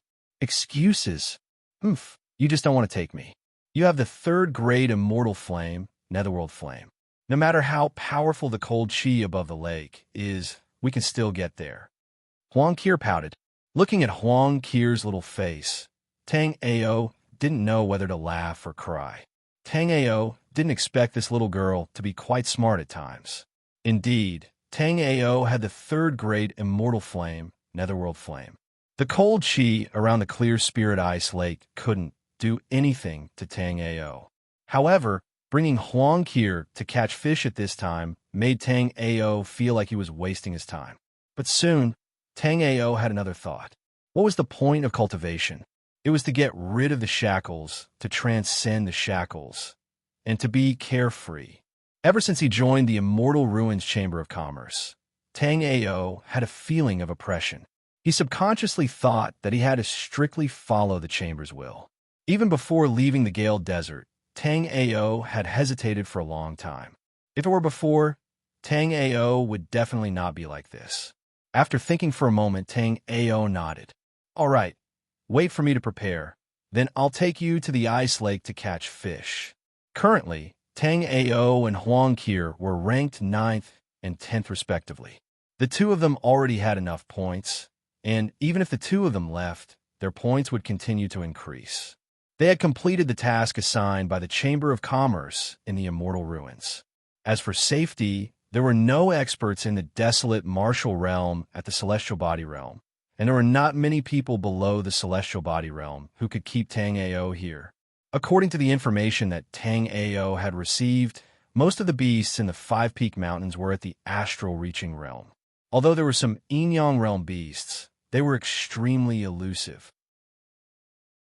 At this moment, the vampires and blood slaves in the surroundings were all attracted by the city of beasts, so naturally, no one would pay attention to the five-peak mountain range. However, for the sake of safety, Tang Ao still set up a teleportation formation in the room. If something happened, Huang Qir and Tang Ao could directly teleport back from the Five Peaks mountain range. Junior sister Qir, you go get ready as well. After I set up the teleportation formation, we'll leave. Thank you, senior brother Tang Ao. Senior brother Tang Ao is the best, Huang Qir said as she jumped up and hugged Tang Ao like an octopus, then kissed Tang Ao on the cheek. Chapter 2544. Tang Ao's array Dao had been at the Grade 4 Immortal Array Master level for a long time. However, it was only recently that Tang Ao's array Dao had completely stabilized. Now that Tang Ao was setting up a Grade 4 Immortal Array, he could do it as he pleased. Tang Ao took out array flags and placed them in specific array positions. The teleportation array was used to save one's life at critical moments. Therefore, although Tang Ao could use void array runes to set up the array, Tang Ao chose the more reliable array flags. However, even using array flags to set up the array wasn't foolproof. If the surrounding space fluctuated too violently, Tang Ao wouldn't be able to use the array flags to return. If the space Tang Ao was in was sealed, Tang Ao wouldn't be able to sense the teleportation array. However, this wouldn't happen. If there was any danger, Tang Ao would think of a way to avoid it and try his best not to fall into such a predicament. A cool breeze blew over the 100 Beasts city, and in the dark of the night, the glowing red eyes of the blood slaves sent chills down people's spine. At this moment, two figures suddenly flew out of the city of beasts and headed straight for the five-peak mountain in the distance. There were two talismans with spiritual aura circulating on Tang Ao and Huang Qir's bodies. These two talismans were aura concealment talismans that could perfectly conceal a martial artist's aura. Of course, if a martial artist with a strong psyche or a martial artist with sky-polar eyes like Tang Ao, or someone who is very sensitive to spatial fluctuations, they would still be able to detect Tang Ao and Huang Qir. However, neither the martial artists in the city of beasts nor the dense crowd of blood slaves noticed Tang Ao and Huang Qir's departure. Huang Qir had been bored in the city of beasts for the past half a month. Now that she could go to the five-peak mountain, she was extremely excited. Huang Qir took out the cub. However, the cub had fallen into a deep sleep after absorbing Cain's source essence. Evidently, even though the little black bear's physique was domineering, Cain's essence was still too terrifying.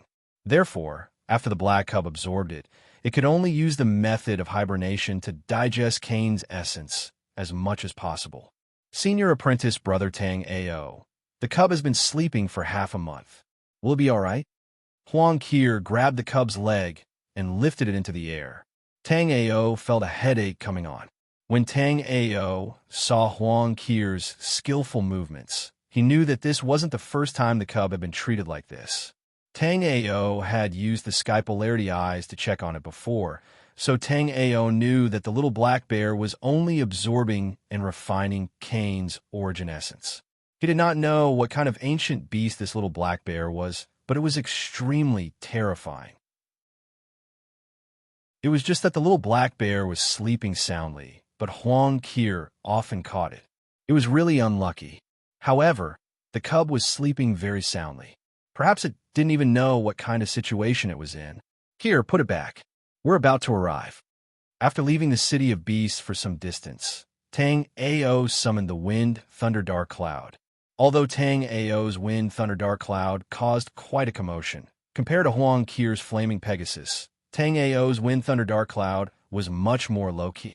The five-peak mountain didn't seem far from the city of beasts. However, even if Tang Ao used the Wind Thunder Dark Cloud with all his might, it still took Tang Ao and Huang Qir an hour to reach the middle of the five-peak mountain.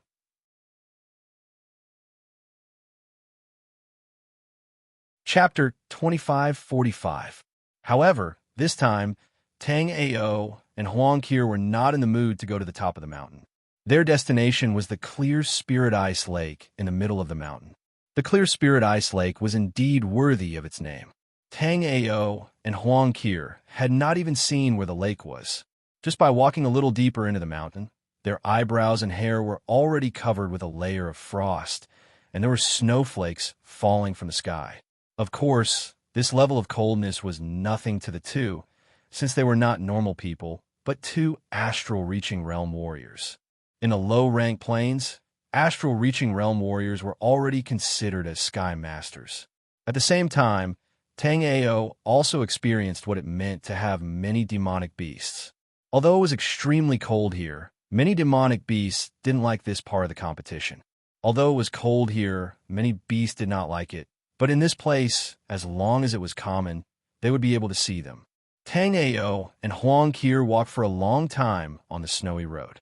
When they were about to reach the end, they realized that the straight snowy road was actually a hibernating, frigid snow python. Although the snow python looked huge and scary, it was a relatively docile beast. However, the cold snow python was a rather docile, demonic beast. Of course, it was docile on the condition that you didn't provoke it. If you provoked it, even an Yin-Yang realm martial artist wouldn't be able to escape unscathed. After all, even a cornered rabbit would bite. Tang Ao and Huang Qir did not make much noise. After walking past the snow python, besides leaving 2 sets of footprints on the snow, nothing else happened. Brother Tang Ao, I think I am raising that huge python. Stars twinkled in Huang Qir's eyes, but Tang Ao knocked her on her head. Then go back and cultivate. That cold snow python is a demonic beast at the Yin-Yang realm level 7. Once it wakes up, we will be in trouble.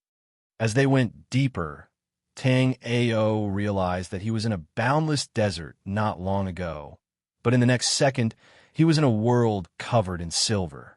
There was a layer of frost on the surrounding trees. The demonic beasts in this place were very strong. Moreover, apart from the demonic beasts that were in deep sleep, the majority of the demonic beasts were very hostile towards Tang Ao and Huang Qir. Tang Ao spread out his powerful soul power, and everything around him could be clearly sensed by Tang Ao. Therefore, Tang Ao knew which way to go and which places not to go. As the two went deeper, the aura of the beasts around them became more and more powerful. The temperature in the air had also dropped. By this time, the two had already started to circulate their celestial spirit power to dissolve the cold qi in their bodies. After walking for a while, Tang Ao stopped. With a thought, the nether flame formed a transparent fire cover that wrapped Tang Ao and Huang Qir. Then Tang Ao continued to fly Huang Qir deeper into the 5-peak mountain. With the protection of the nether flame, the surrounding cold qi could not do anything to Tang Ao and Huang Qir. However, the two of them were very careful because Tang Ao had already seen many powerful beasts around them.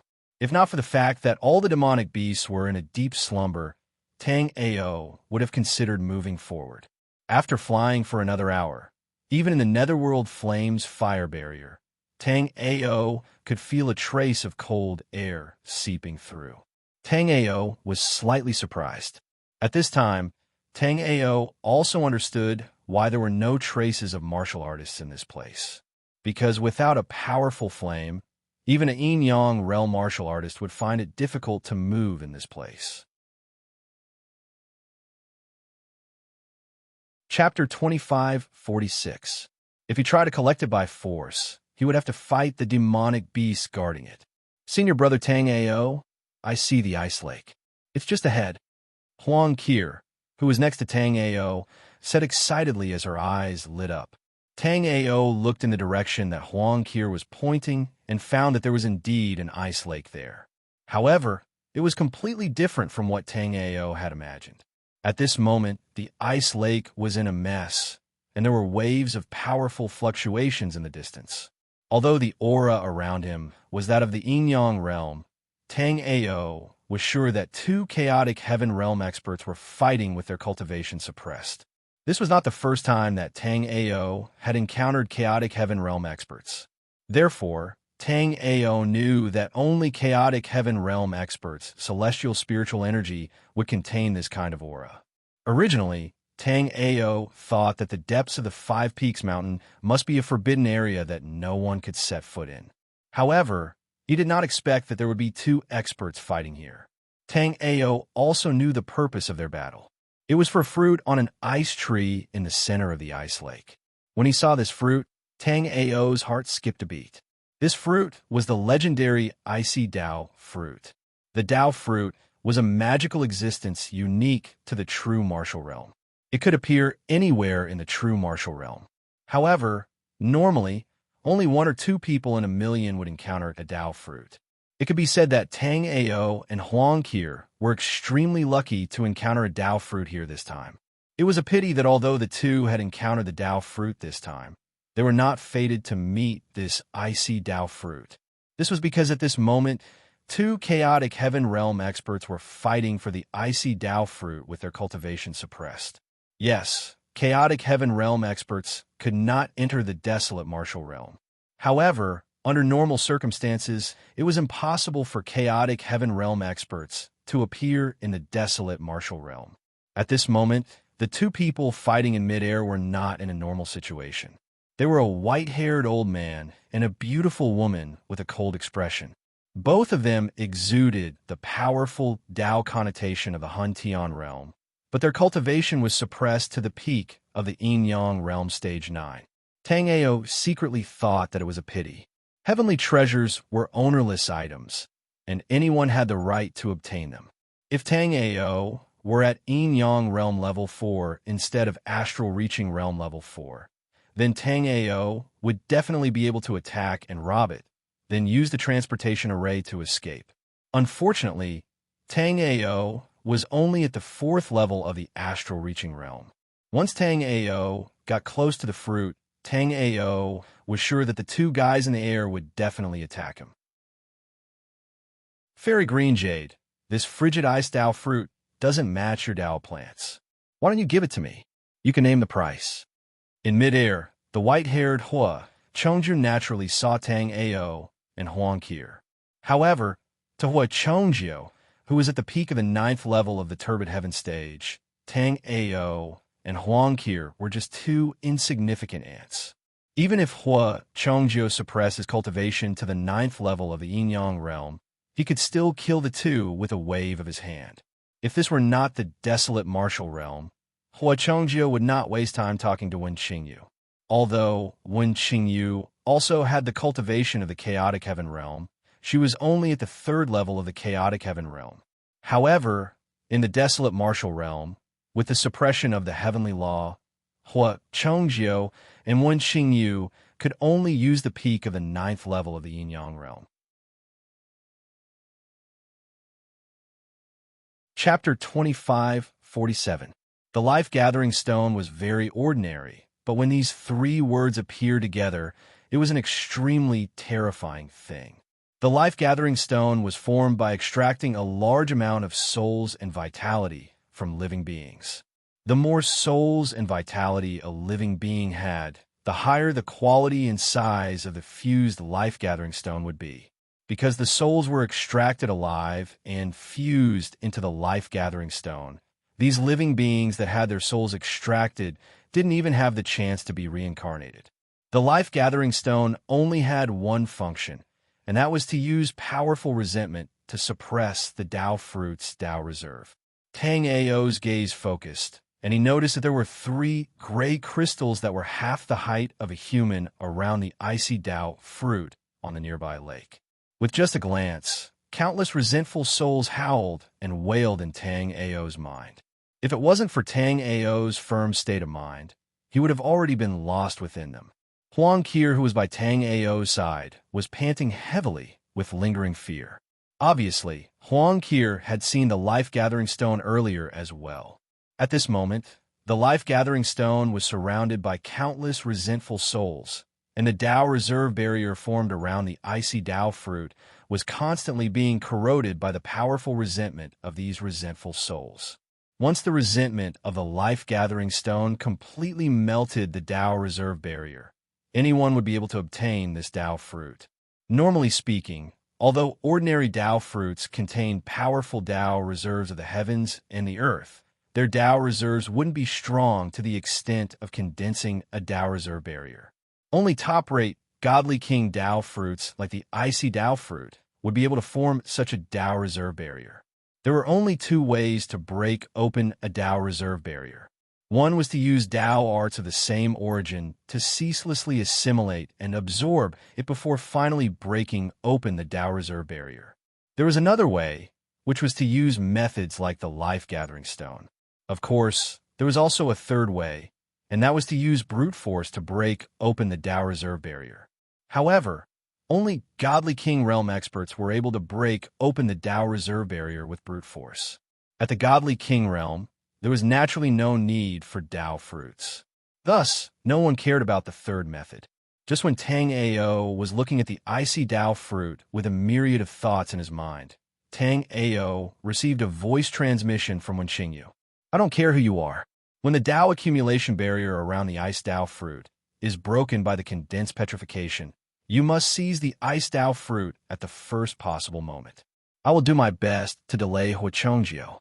If you don't act, then once Hua Chongjio obtains the frigid ice Tao fruit, I will immediately kill you.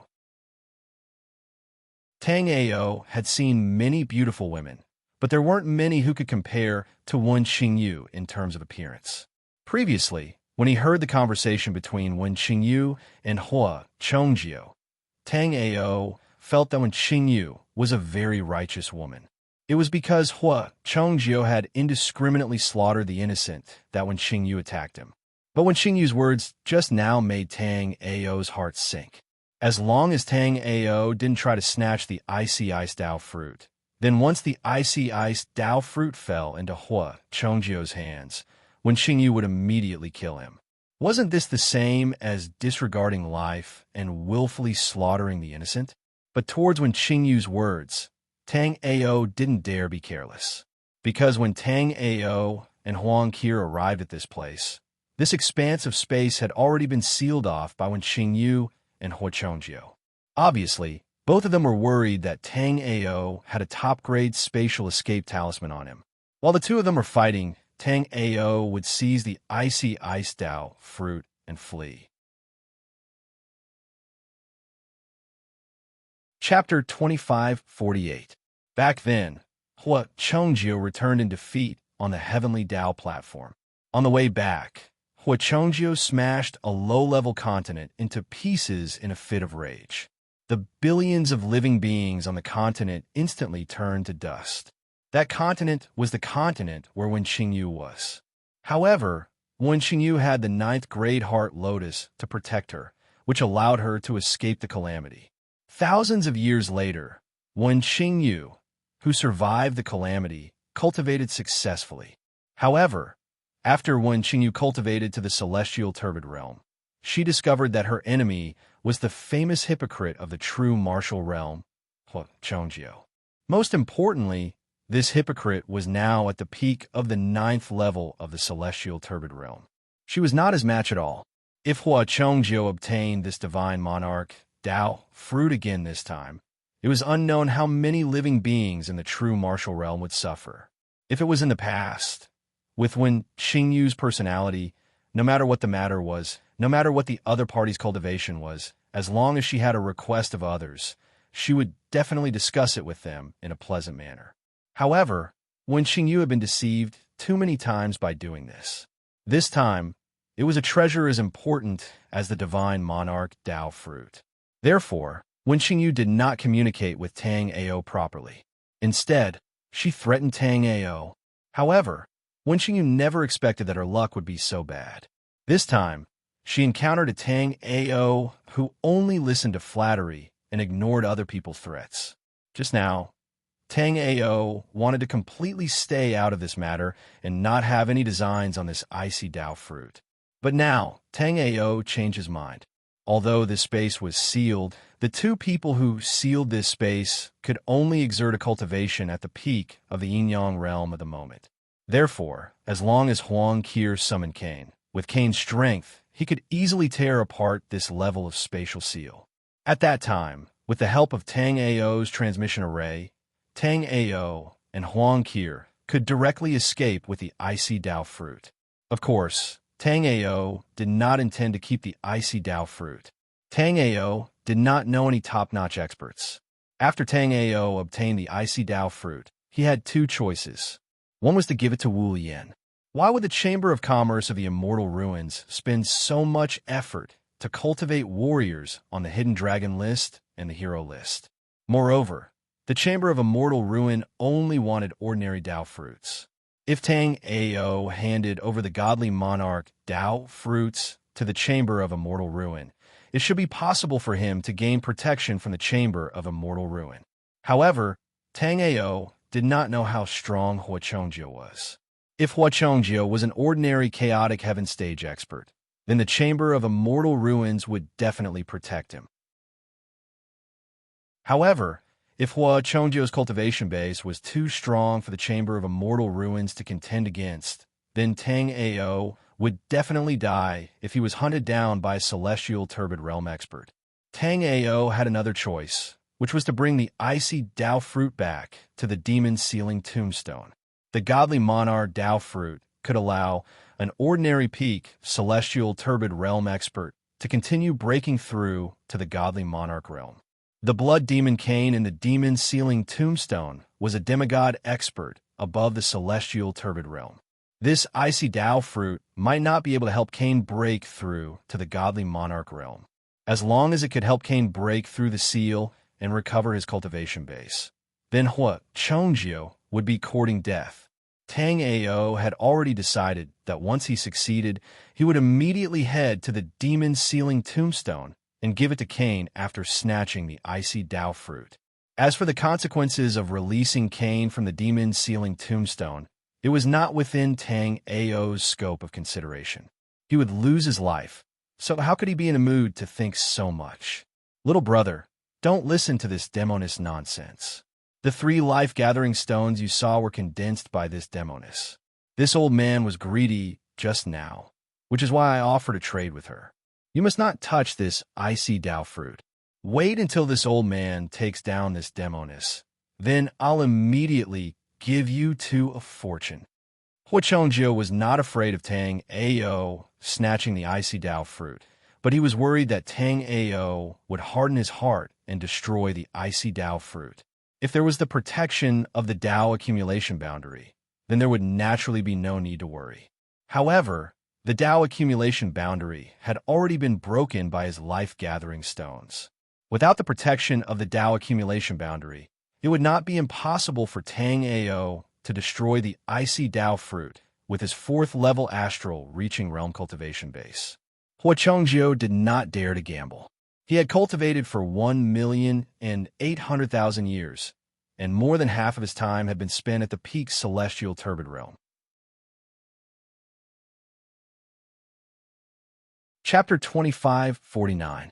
Wen Xingyu's threat made Tang Ao very unhappy in his heart.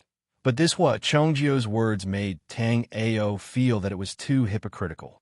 Anyone could tell who condensed these 3 life-gathering stones, because these 3 life-gathering stones had very obvious Dao accumulation fluctuations, and these Dao accumulation fluctuations were exactly the same as those released from Hua Chongjio's body. Therefore, one didn't need to think to know that these 3 life-gathering stones were condensed by Hua Chongjio. Tang Ao knew that these 2 guys who were fighting at the moment were not good people. If a victor was decided between the 2 in a while, he and Huang Qir would not be able to leave today. However, what Tang Ao could do now was to wait. Of course, Tang Ao could let Huang Qir summon Cain out now, and they could leave after breaking the spatial seal. But Tang Ao was unwilling. These natural treasures were ownerless items, and anyone had the right to fight for them. To be able to encounter a divine King Dao fruit, it was also Tang Ao and Huang Qir's supreme destiny. Although the possibility of Tang Ao and Huang Qir obtaining the Frost Dao fruit was almost 0 at the moment, if they were to escape like this, Tang Ao was really unwilling and unwilling. Moreover, this Hua Chongjio was definitely not a good person. Tang Ao didn't notice it just now, but now when Tang Ao circulated his psyche, he immediately discovered that there was actually a Hua Chongjio's psyche imprint on his body. Without looking, Tang Ao knew that Huang Qir also had such a psyche imprint on her body. If Tang Ao's guess was right, then this psyche imprint was imprinted on him when Hua Chongjio was talking to him just now. Tang Ao could use the netherworld flame to incinerate this imprint into nothingness, but Tang Ao didn't do so now. At this time, under the corrosion of the 3 life-gathering stones and the endless resentful spirits, the Frost Tao Fruit's Tao accumulation boundary was indeed on the verge of collapse. The light barrier of the Taoist aura boundary was already full of cracks, as if it would shatter at any time. Even though it looked like it would shatter at any moment, Tang Ao knew that even if he struck it with the full force of the Demon Slayer axe, he would still be unable to blast open this Tao reserve barrier that was on the verge of collapse. If Tang Ao was unwilling to leave, then Tang Ao could only wait. In midair, the battle between Hua Chongjio and Wen Qingyu became even fiercer. Hua Chongjio wanted to kill Tang Ao and Wen Qingyu several times. However, although Hua Chongjio was still more powerful than Wen Qingyu at the same cultivation level, Hua Chongjio could not do anything to Wen Qingyu in a short period of time. Seeing that the Frost Tao Fruit's Tao realm boundary was about to shatter, Hua Chongjio's attacks became more and more intense. Although Hua Chongjio was only at the peak of the Yin-Yang realm stage 9, the powerful techniques he displayed were not inferior to those of a chaotic sky realm powerhouse. Although Hua Chongjio was a hypocrite, his strength was still very domineering. Senior brother Tang Ao, I'm ready. Huang Qir nodded and looked vigilantly at the Frost Tao Fruit not far away. At this moment, an ice flower had formed on the Frost Tao Fruit's tree, and within the ice flower was a fruit. This fruit was the Frost Tao Fruit. Tang Ao estimated that it wouldn't be long before the Tao reserve barrier around the Frost Tao Fruit completely collapsed. That would be the best time for Tang Ao to make his move. Although Hua Chongjio had not had a chance to make his move, Tang Ao could still clearly feel that Hua Chongjio had an extremely strong killing intent towards him and Huang Qir.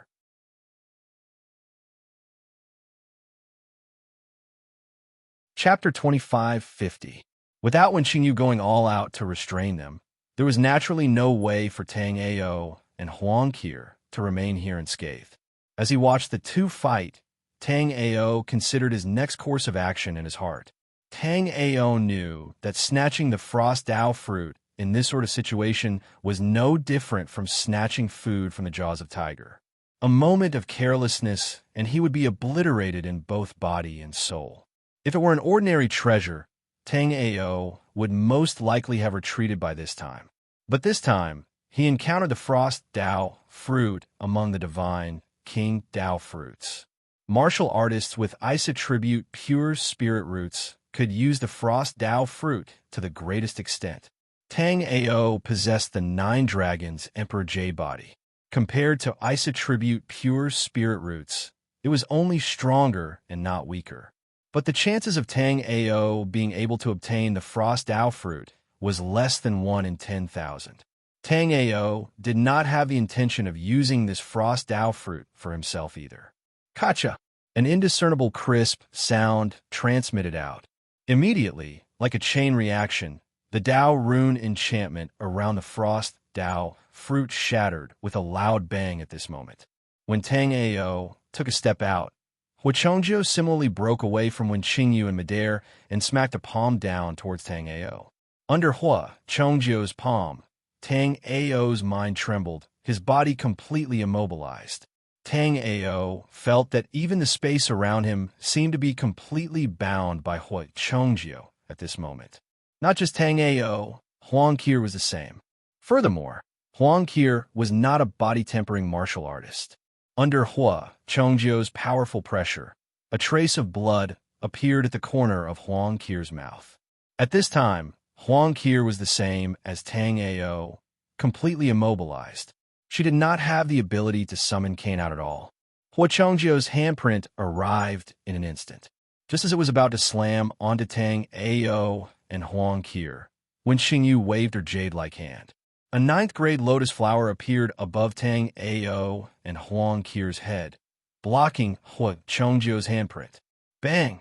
Hua Chongjio was overjoyed to see that when Xingyu had used the grade 9 lotus to save Tang Ao and Huang Qir. Earlier, because when Xingyu had the grade 9 lotus to protect her, Hua Chongjio had been unable to harm her. Now that when Xingyu had used the grade 9 lotus to protect Tang Ao and Huang Qir, when Xingyu was courting death, Hua Chongjio did not hesitate at all. Golden light blossomed from his hand as an overbearing palm strike landed on Wen Xingyu. However, Wen Xingyu was also decisive. Even at the risk of being seriously injured by Hua Chongjio, she still pierced the sword in her hand through Hua Chongjio's body. In an instant, half of Hua Chongjio's body was covered in frost. However, when she saw this sword, Wen Xingyu's eyes were filled with deep disappointment. This was because Wen Xingyu's sword had originally been aimed at Hua Chongjio's heart. If that had happened, she would have been able to kill Hua Chongjio even if she had been heavily injured. However, Wen Xingyu had not expected that Hua Chongjio would be able to avoid being hit in the vitals.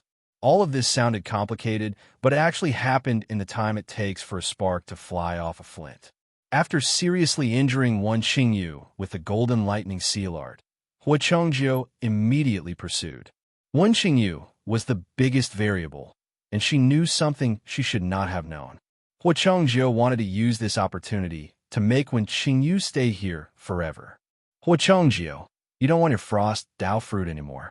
However, before Hua Chongjio could approach Wen Xingyu, Tang Ao's voice sounded out. As Tang Ao's voice spread out, the demon-slaying axe in Tang Ao's hand also chopped at the frost Dao fruit with a tyrannical aura.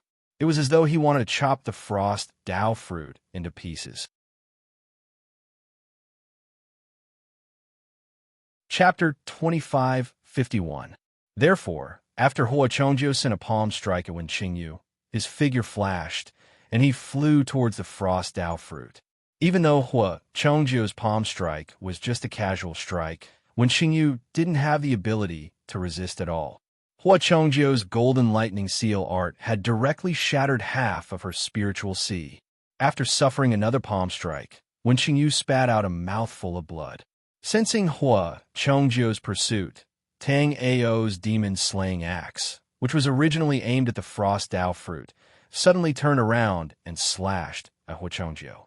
However, what Tang Ao didn't expect was that Hua Chongjio would only sneer at his terrifying axe strike. You're like a mantis trying to stop a chariot. With that, Hua Chongjio sent out a punch, and a powerful force flew out of his fist. Tang Ao felt that this terrifying fist wind was about to shatter him.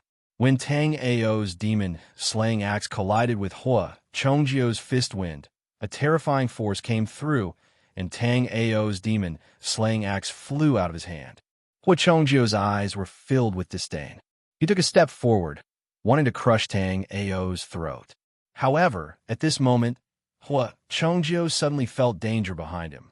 It turned out that when Xingyu had used the last of her immortal spiritual power to control the grade 9 lotus platform and attack Hua Chongjio. Hua Chongjio snorted coldly, turned around, and sent out a palm strike. As a golden light bloomed, it was Hua Chongjio's golden lightning seal art. Under the golden lightning seal art, when Xingyu's grade 9 lotus platform wobbled and was sent flying back. Wen Xingyu spat out another mouthful of blood. However, at this moment, a blood-red array appeared on Huang Qir's body. Within this blood-red array, a vast and desolate aura swept out. Under this terrifying aura, Hua Chongjio's Dao runes seemed to be diluted a little. What's that? Hua Chongjio naturally noticed this terrifying aura. Immediately, 2 beams of golden light shot out from his eyes towards the blood-red fog on the array. Immediately after, Hua Chongjio saw a terrifying sharp claw reach out from the formation and slam down on him. Tang Ao scanned with his soul psyche and found that because of the suppression of the desolate martial realm's heaven and earth rules, although Cain had a demigod aura in the demon's sealing tablet, he could only unleash the cultivation of the peak of Yin-Yang Realm Level 9. Furthermore, what Huang Qir had summoned was not Kane's actual body. Instead, it was a clone. Even so, Kane's unexpected claw still struck Hua Chongjio's lower abdomen fiercely.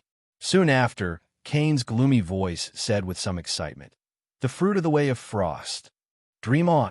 After seeing Kane grab the frost owl fruit, Hua Chongjio also made a move, grabbing at the frost owl fruit. At the same time, the golden thunder seal in Hua Chongjio's hand blasted toward Kane. Hua Chongjio could sense that Kane was very powerful. However, Hua Chongjio could naturally tell that the current Kane was merely a clone. If Kane's actual body was here, Hua Chongjio would not dare to act rashly with the faint demigod aura that was spreading from Kane's body. However, since it was only a clone, there was nothing much to say. When Hua Chongjio's golden thunder seal blasted out, there was also a huge blood-red palm print in Kane's palm. Chapter 25:52. At this time, Kane's glabella suddenly split open, and a blood-colored spear flew out in an instant, directly roaring towards the iced owl fruit. If Hua Chongjio insisted on snatching the iced owl fruit, then he would have to take Kane's attack head-on. Hua Chongjio hesitated slightly, then took out a green flag and threw it behind him. His movements did not stop at all as he grabbed the iced owl fruit. Hua Chongjio's green flag unfurled in the wind, emitting tide-like ripples. These ripples gave people a feeling of indestructibility, but the protection of the green flag was like paper in front of Kane's blood spear. In just an instant, Kane's blood spear, which was engraved with countless ancient runes, pierced through the green flag, and then pierced Hua Chongjio's abdomen without slowing down. After passing through Hua Chongjio's abdomen, the iced owl fruit in front of Hua Chongjio was smashed into pieces. Hua Chongjio felt a sharp pain, but at this time, he finally obtained the iced owl fruit. Looking at Kane, who was full of murderous intent, and Wen Qingyu, who stood up shakily not far away, Hua Chongjio knew that this was not a place to stay for long. Moreover, now that the iced owl fruit was in his hands, what made Hua Chongjio want to vomit blood was that Kane had smashed a piece of the iced owl fruit. But even so, he could only come back to teach Kane a lesson in the future. At this moment, he was also quite injured. After a cold snort, Hua Chongjio directly grabbed a white array flag. After a seal was formed, the space around Hua Chongjio split open. The white array flag instantly wrapped around Hua Chongjio, and then Hua Chongjio disappeared into the spatial crack. After Hua Chongjio disappeared, Kane's eyes were full of regret as he looked at the place where Hua Chongjio disappeared. Then, Kane's figure also slowly dissipated. Huang Qir could indeed summon Kane now, but because Huang Qir's cultivation was limited, Kane's strength was also suppressed. Therefore, even if Kane was summoned by Huang Qir, he could only exist for 10 breaths of time. Tang Ao also secretly felt that it was a pity. In that situation, it would have been best if Kane could snatch the iced owl fruit. But even if Kane could not snatch the frigid iced owl fruit, destroying it would be good as well. Tang Ao already had a strong enemy, like primordial magnetic Dao Master. Now that Hua Chongjio had escaped with a piece of the iced owl fruit that Kane had smashed, Tang Ao estimated that it would not be long before he had another powerful Dao Master enemy. Moreover, the frost fruit of Wei that Hua Chongjio had taken away was not an ordinary fruit of Wei. Even if a piece of it had been destroyed, Hua Chongjio still had the possibility of advancing to the God King realm.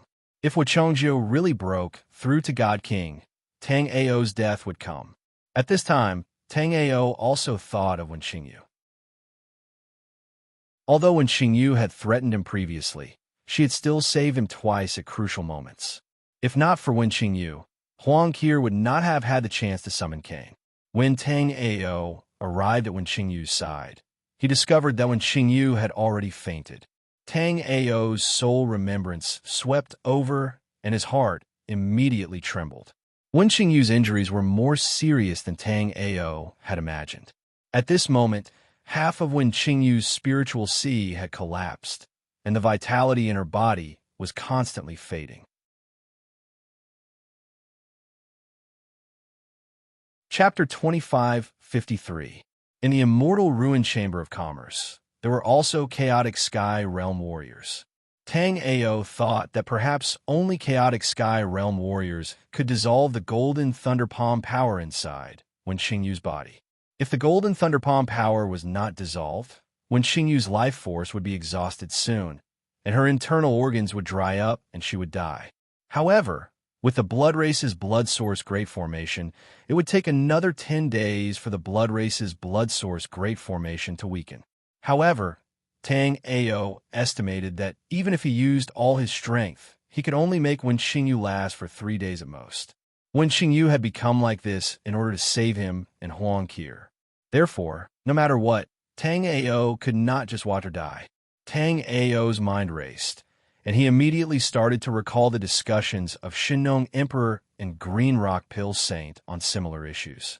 In the inherited memories of Shinnong Emperor and Green Rock Pill Saint, Tang Ao found many similar cases. However, those enchantment methods all required a very high cultivation base. Tang Ao was only at the 4th level of astral reaching realm, so he could not use them at all. Senior brother Tang Ao, how is this, sister?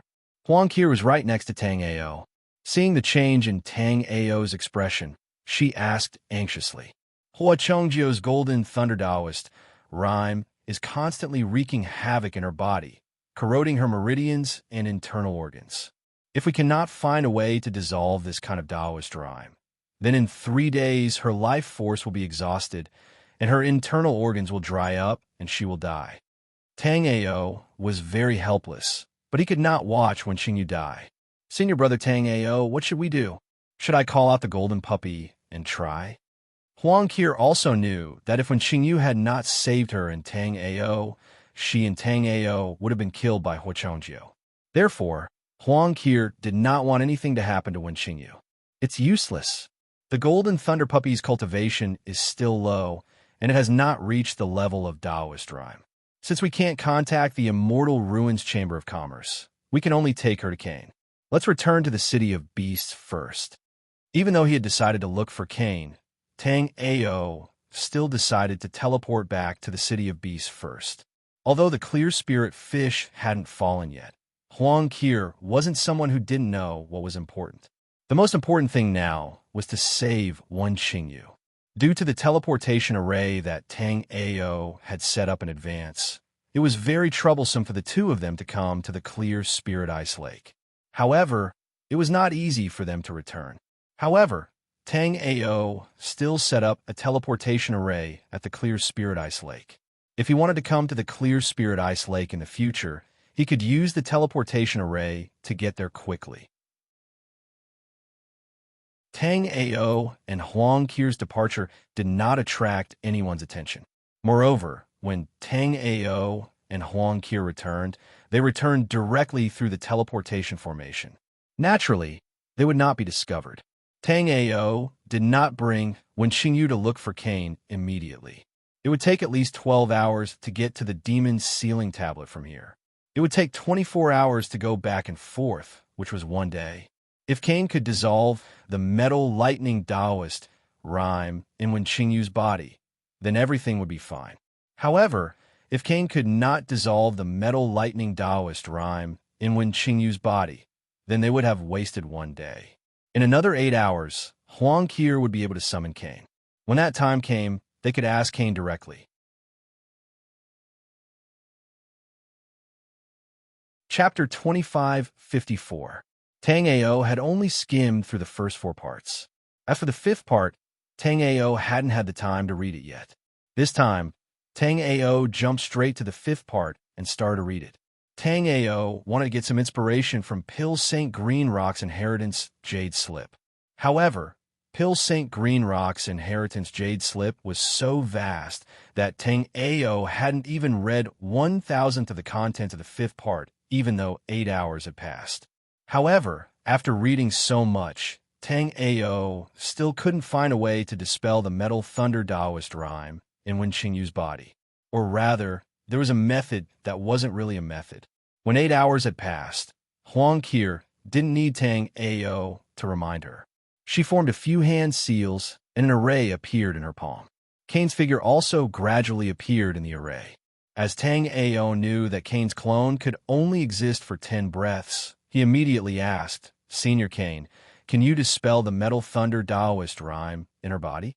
Kane's clone was a little confused at first because this place was very safe. There was no need for Huang Qir to summon him. However, after hearing Tang Ao's words, Kane immediately understood what was going on. Kane immediately swept out with his soul psyche. After scanning Wen Qingyu's body, Kane immediately said coldly, "Right now, my strength has been sealed by the demon's sealing tombstone. My main body strength is not enough to fear this incarnation." After saying that, Kane's body flashed with a bloody light and he disappeared. Huang Qir had to pay 300 Dark Essence Stones every time she summoned Kane. However, Kane didn't seem to want to stay for too long. After saying that, he left immediately. Tang Ao originally had this kind of worst-case scenario, but now that he heard it from Kane's own mouth, Tang Ao still felt very helpless. Kane's words could be true or false. However, it was obvious that Kane had no intention of helping Wen Qingyu. Otherwise, even if Kane didn't have a way to dispel the metal thunder Taoist rhyme in Wen Qingyu's body, Kane could have given him some pointers. But after Kane came to take a look, he immediately left. Tang Ao took a deep breath. At this time, Tang Ao still had one last method. This method was the one that Tang Ao had just mentioned, which wasn't really a method. The 9 Dragons' Emperor Jade body could refine all kinds of auras. The Tao of Metal Thunder went deep into Wen Qingyu's blood. Therefore, Tang Ao thought of this method, which was to draw Wen Qingyu's blood into his body, purify it with the 9 Dragons' Emperor's Jade body, and then draw it back into Wen Qingyu's body. Tang Ao also knew that it was not appropriate to use this method to save people, and it was very dangerous. But in order to save people, Tang Ao couldn't care less. No matter what, Tang Ao couldn't watch Wen Qingyu perish in front of him. Just as Tang Ao was about to make a move, a servant girl's voice came from outside Tang Ao's room. "Senior brother Tang Ao, this is bad. A lunatic has come to the City of Beasts and is shouting for you and junior sister Kerr." This servant girl had originally been in charge of taking care of Tang Ao's daily life. However, Tang Ao didn't need anyone to serve him, so the servant girl was happy to be idle and helped guard the door in the hall outside for Tang Ao. Tang Ao placed Wen Qingyu on the bed and walked out, puzzled. Tang Ao really couldn't understand who would be looking for him at this time. When Tang Ao and Huang Qir arrived at the square of the City of Beasts, they discovered that Song Qiufeng's guards had already been placed in disorder.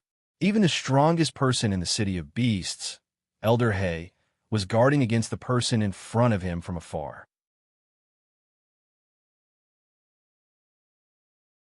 Chapter 2555. When Tang Ao arrived at the plaza of the City of Beasts, Luo 11 also saw Tang Ao. Whether it was Tang Ao, Huang Qir, or Luo 11, none of them were wearing the black gold armor of the Immortal Ruins Chamber of Commerce. The black gold armor was a rank 4 immortal weapon, which had more than enough defense. However, if one did not wear it often, it would only affect one's battle power. Moreover, at this time, wearing the black gold armor of the Chamber of Commerce of the Immortal Ruins was like a bright lamp in the dark. Under the bright lamp was a fat sheep. Whether it was the warriors of the Blood Clan or the desolate martial world, as long as there was a chance, they would take a bite. Therefore, as long as one was not too stupid, one would not take out the black gold armor to show off. "You are Tang Ao?" Luo 11 had never seen Tang Ao before. Although there was Tang Ao's image on his tag, he was not completely sure now that he had seen him. "Greetings, senior brother Luo." Hearing Luo 11's words, Tang Ao was naturally sure that the person in front of him was Luo 11. Tang Ao had also seen the video of Luo 11, and Luo 11's weapon was too unique. It was impossible not to know. At this moment, Luo 11's horrifying huge axe was stabbed into the ground. After coming to the City of Beasts, Luo 11 had not used this axe yet. Seeing that your rank is still higher than mine, how about I spar with you? Although Luo 11 used a negotiating tone, he had already pulled out the huge axe from the ground as he spoke. His whole body's aura exploded as he attacked towards Tang Ao. Sensing that Luo 11 had only used the cultivation of 4th level astral reaching realm, Tang Ao felt a bit of admiration. Although this Luo 11 was a bit strange, he was also very straightforward. Yi Chun was at the 4th level astral reaching realm, so he suppressed his cultivation to the 4th level to fight with him. Tang Ao's body shone with a golden light, and numerous golden symbols appeared instantly before merging into Tang Ao's body. The King Kong transformation was performed instantly. Without waiting for Tang Ao to make any extra movements, Luo 11's giant axe was already coming down. In the blink of an eye, it was already above Tang Ao's head. Tang Ao retreated rapidly, but the sharp force still left Tang Ao's cheeks in pain. This was under the protection of the Battle Sagebone Life Soul and the casting of the Diamond Incarnation. Tang Ao could imagine that even in his current defensive state, he would definitely be in trouble if he was struck by Luo Shi's axe. If Luo Shi used his Yin-Yang Realm Stage 3 cultivation, Tang Ao would have no choice but to escape.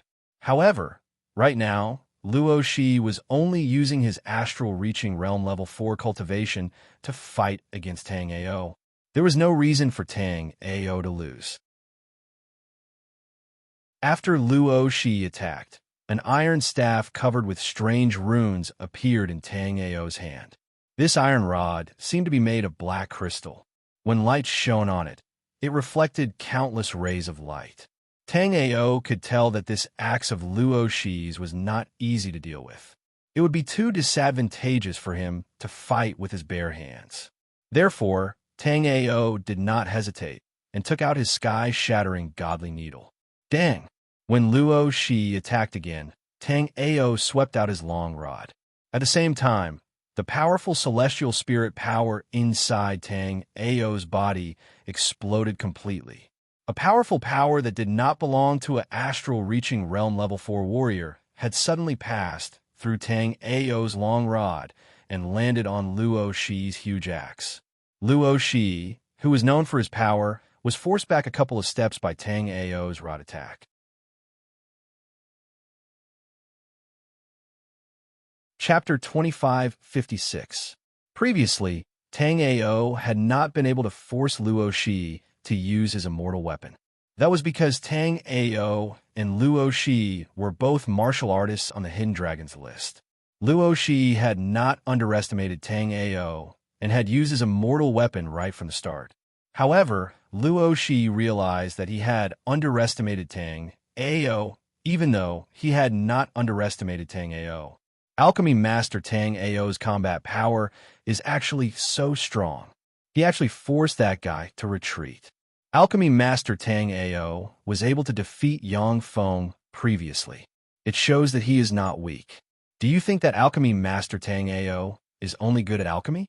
While Tang Ao and Luo Shi were fighting, more and more martial artists had gathered around. After all, Luo Shi had defeated all the martial artists on the 3 lists of the City of Beasts. Everyone wanted to know if Luo Shi could really be invincible in the City of Beasts. After seeing Tang Ao's performance, many people were secretly looking forward to it. In the square of the City of Beasts, Luo Shi was waving the giant axe in his hand. He did not pay attention to defense at all. Of course, when Luo Shi attacked like this, the opponent was usually the one defending, so there was no need for Luo Shi to defend. It was the same at the moment. Tang Ao had experienced countless battles since he started cultivating and had rich combat experience. However, Tang Ao was still at a disadvantage against Luo Shi. Tang Ao could also see that he had lost because of his immortal weapon.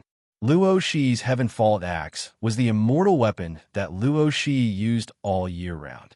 However, his sky-raising needle had always been his trump card. If it had been Tang Ao, he could have summoned 800 life souls and used the sky-raising needle to fight against Luo Shi. However, trump cards were called trump cards because they were usually only used during life and death situations or when there was a major crisis. Now, Tang Ao was only sparring with Luo Shi. Of course, he could not use his trump card casually. Tang Ao suddenly swung his rod at Luo Shi. This strike was aimed at Luo Shi's face. Luo Shi's expression remained the same. Not only did he not defend, but he also swung his giant axe at Tang Ao's waist. With Luo Shi's speed, if Tang Ao did not stop his attack, he would definitely be cleaved in half. But this time, Tang Ao didn't stop. He just turned his staff and hit Luo Shi's wrist. According to Luo 11's plan, Tang Ao would definitely withdraw his attack and retreat. If Tang Ao did not retreat, he would withdraw his attack because Tang Ao had already lost. However, Luo 11 did not expect that from the beginning, Tang Ao's target was not him, but the giant axe in his hand. No matter how strong Luo Shi was, his wrist was still numb after being swept by the rod. The heavenly fault axe in his hand also flew out at this moment. At this time, the god-raising needle in Tang Ao's hand also disappeared. At the same time, Tang Ao did not hesitate and directly smashed a punch. "All right, I will compete with you with my fists and feet." Luo Shi laughed carelessly. At the same time, he moved his body and rushed at Tang Ao, also throwing a punch. Bang! The two fists collided and a muffled sound was heard. Suddenly, there was an explosion of spiritual power and a violent aura spread. The surrounding warriors with low cultivation levels were obviously depressed, and their breaths were a little uncomfortable. After the forceful punch, Luo Shi took the initiative to launch a whip kick at Tang Ao. Luo Shi's heavenly fault axe was powerful, but few people knew that Luo Shi's martial arts were not weak at all. Chapter 25:57. Boom! Luo Shi kicked fiercely at Tang Ao's arms. Tang Ao shook his arms and shook Luo Shi's leg away. At the same time, Tang Ao stretched out his right hand, and two fingers emitted a murderous light. It was Tang Ao's finger of extermination. Luo Shi leaped into the air, and the two black lights from Tang Ao's fingertips followed closely. However, Luo Shi dodged them in the air. Then, the two black lights shot into the wall behind Luo Shi and created two bottomless holes. However, Luo Shi took this opportunity to use the heavenly fault axe again. When Luo Shi chopped down with the heavenly fault axe, hundreds of thunder hand seals appeared behind Tang Ao. In an instant, the hundreds of thunder hand seals became 1,000 thunder hand seals. After feeling the sharp aura of the thunder hand seals, the heavenly fault axe in Luo Shi's hand suddenly expanded. Rays of golden light circulated around the heavenly fault axe. Mountain cleave. At this moment, Luo Shi's arms seemed to have become thicker. He swung the heavenly fault axe with both hands and chopped down. The space below Luo Shi's axe made a cracking sound. It seemed like it could not withstand the terrifying power of the heavenly fault axe. Thunder Thousand Hand Seal. Tang Ao wasn't afraid at all. He formed several seals, and the thousands of hand seals around him converged into one, which Tang Ao blasted out with his palm. Everyone opened their eyes wide. No one wanted to miss this exciting scene. Shortly after, Tang Ao's thousand thunderous palm imprint and Luo Shi's mountain cleaving chop collided. In an instant, a terrifying aura spread out in all directions, causing everyone in the square to lose their footing. At the center of the battle, cracks appeared in the space like a spider web. Although the cracks were constantly mending, there were too many of them. It was a shocking sight. A figure flew out and crashed into the city wall behind him. The cultivators on the city wall all felt an intense tremor. When they looked down, they saw that Tang Ao's body seemed to have been imprinted on the wall. However, Tang Ao had a smile on his face. "Senior brother Luo, you lost." "Ahem, don't worry. I'm not a sore loser." Tang Ao's words caused everyone to feel strange. Tang Ao was clearly sent flying out of the square by Luo Shi. How did Luo Shi lose? However, After hearing Luo Shi's reply, everyone was shocked and curious about how Luo Shi had lost. Of course, there were also people who were able to see what had just happened.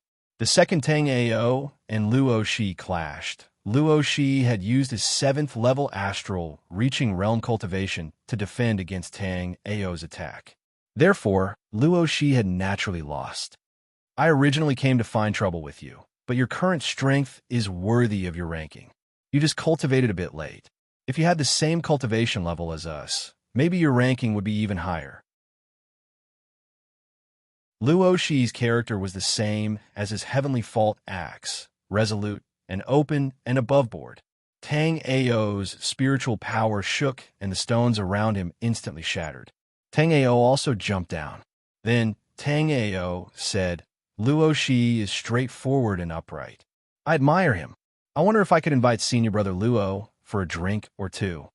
Hearing Tang Ao's words, Luo Shi sized up Tang Ao, then nodded and asked, Do you have any good wine? I'm a very picky person. If there's no good wine, I will not drink. Luo Shi had said that he would not drink if there was no good wine. However, looking at the drunk Luo Shi on the table, Tang Ao knew that this senior brother Luo was a drunkard, and a drunkard who could not hold his liquor well. Tang Ao admitted that Luo Shi was a straightforward person. However, when it came to drinking, Luo Shi had lied. Tang Ao had taken out a total of 6 immortal wines. Apart from the first, which was not bad, the other 5 could only be considered ordinary. However, whether it was the best immortal wine or ordinary immortal wine, Luo Shi drank it in large gulps, not caring about the taste in the slightest. In the past, Tang Ao only thought that Luo Shi was straightforward. Now, Tang Ao thought that Luo Shi was interesting. Tang Ao thought that Luo Shi was interesting, and Luo Shi thought that Tang Ao was interesting too. At this moment, Luo Shi was drunk and said, Just now, you deliberately lured me to fight with you. I knew that, but I fell for it. I was going easy on you. Ha ha ha ha. Tang Ao raised his cup and took a sip. Then, he laughed and shook his head. Wrong. You are at Yin Yang Realm Stage 3. Although you suppressed your cultivation to fight with me, you couldn't put down your pride. Just now, I sent the heavenly fault axe flying. Even if you wanted to take it back, I wouldn't have given you the chance.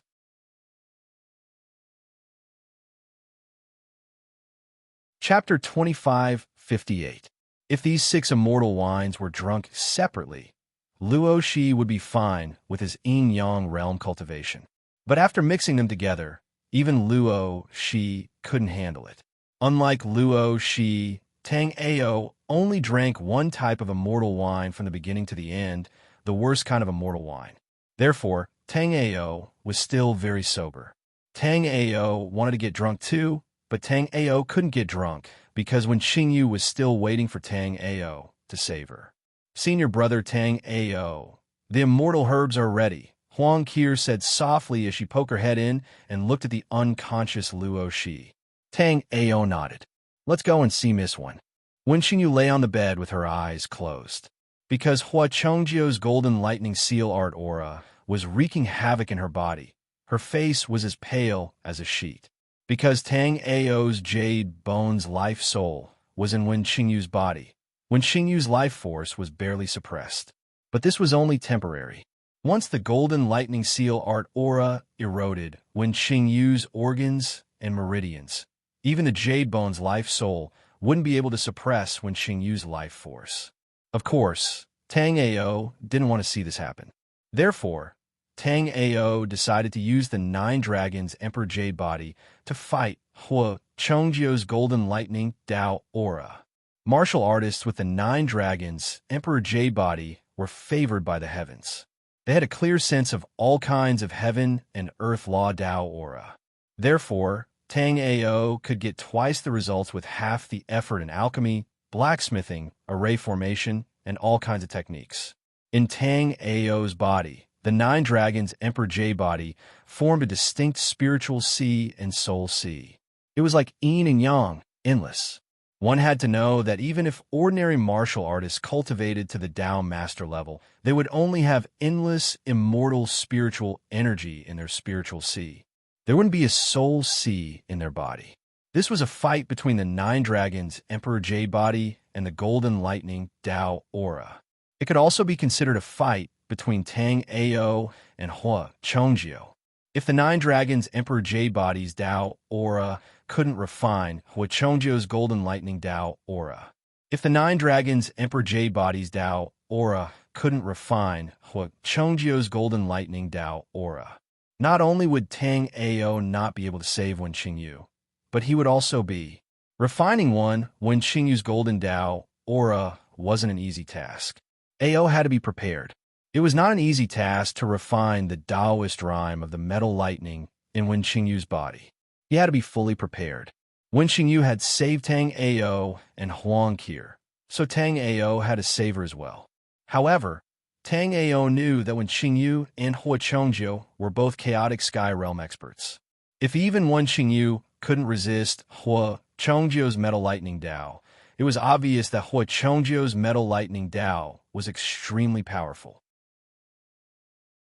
After the time it took to brew a cup of tea, the floor of Tang Ao's room had been engraved with countless mysterious defensive arrays. Tang Ao took out a large number of immortal crystals from his storage ring and sprinkled them. Immediately, the formation on the ground released a dazzling white light. The yin-yang inverse blood formation had been set up. There were 2 array cores in the yin-yang inverse blood formation. These 2 array cores were where Tang Ao and Wen Qingyu sat. Tang Ao carried Wen Qingyu and sat down cross-legged in one of the array cores. Tang Ao took a deep breath and walked into the other array core. As Tang Ao sat down cross-legged, countless white runes rose from the array. The immortal spiritual energy within Tang Ao's body was also extremely active. You're tuning into the Warrior Lore YouTube channel. Don't forget to subscribe and join us on this journey to catch the most captivating stories.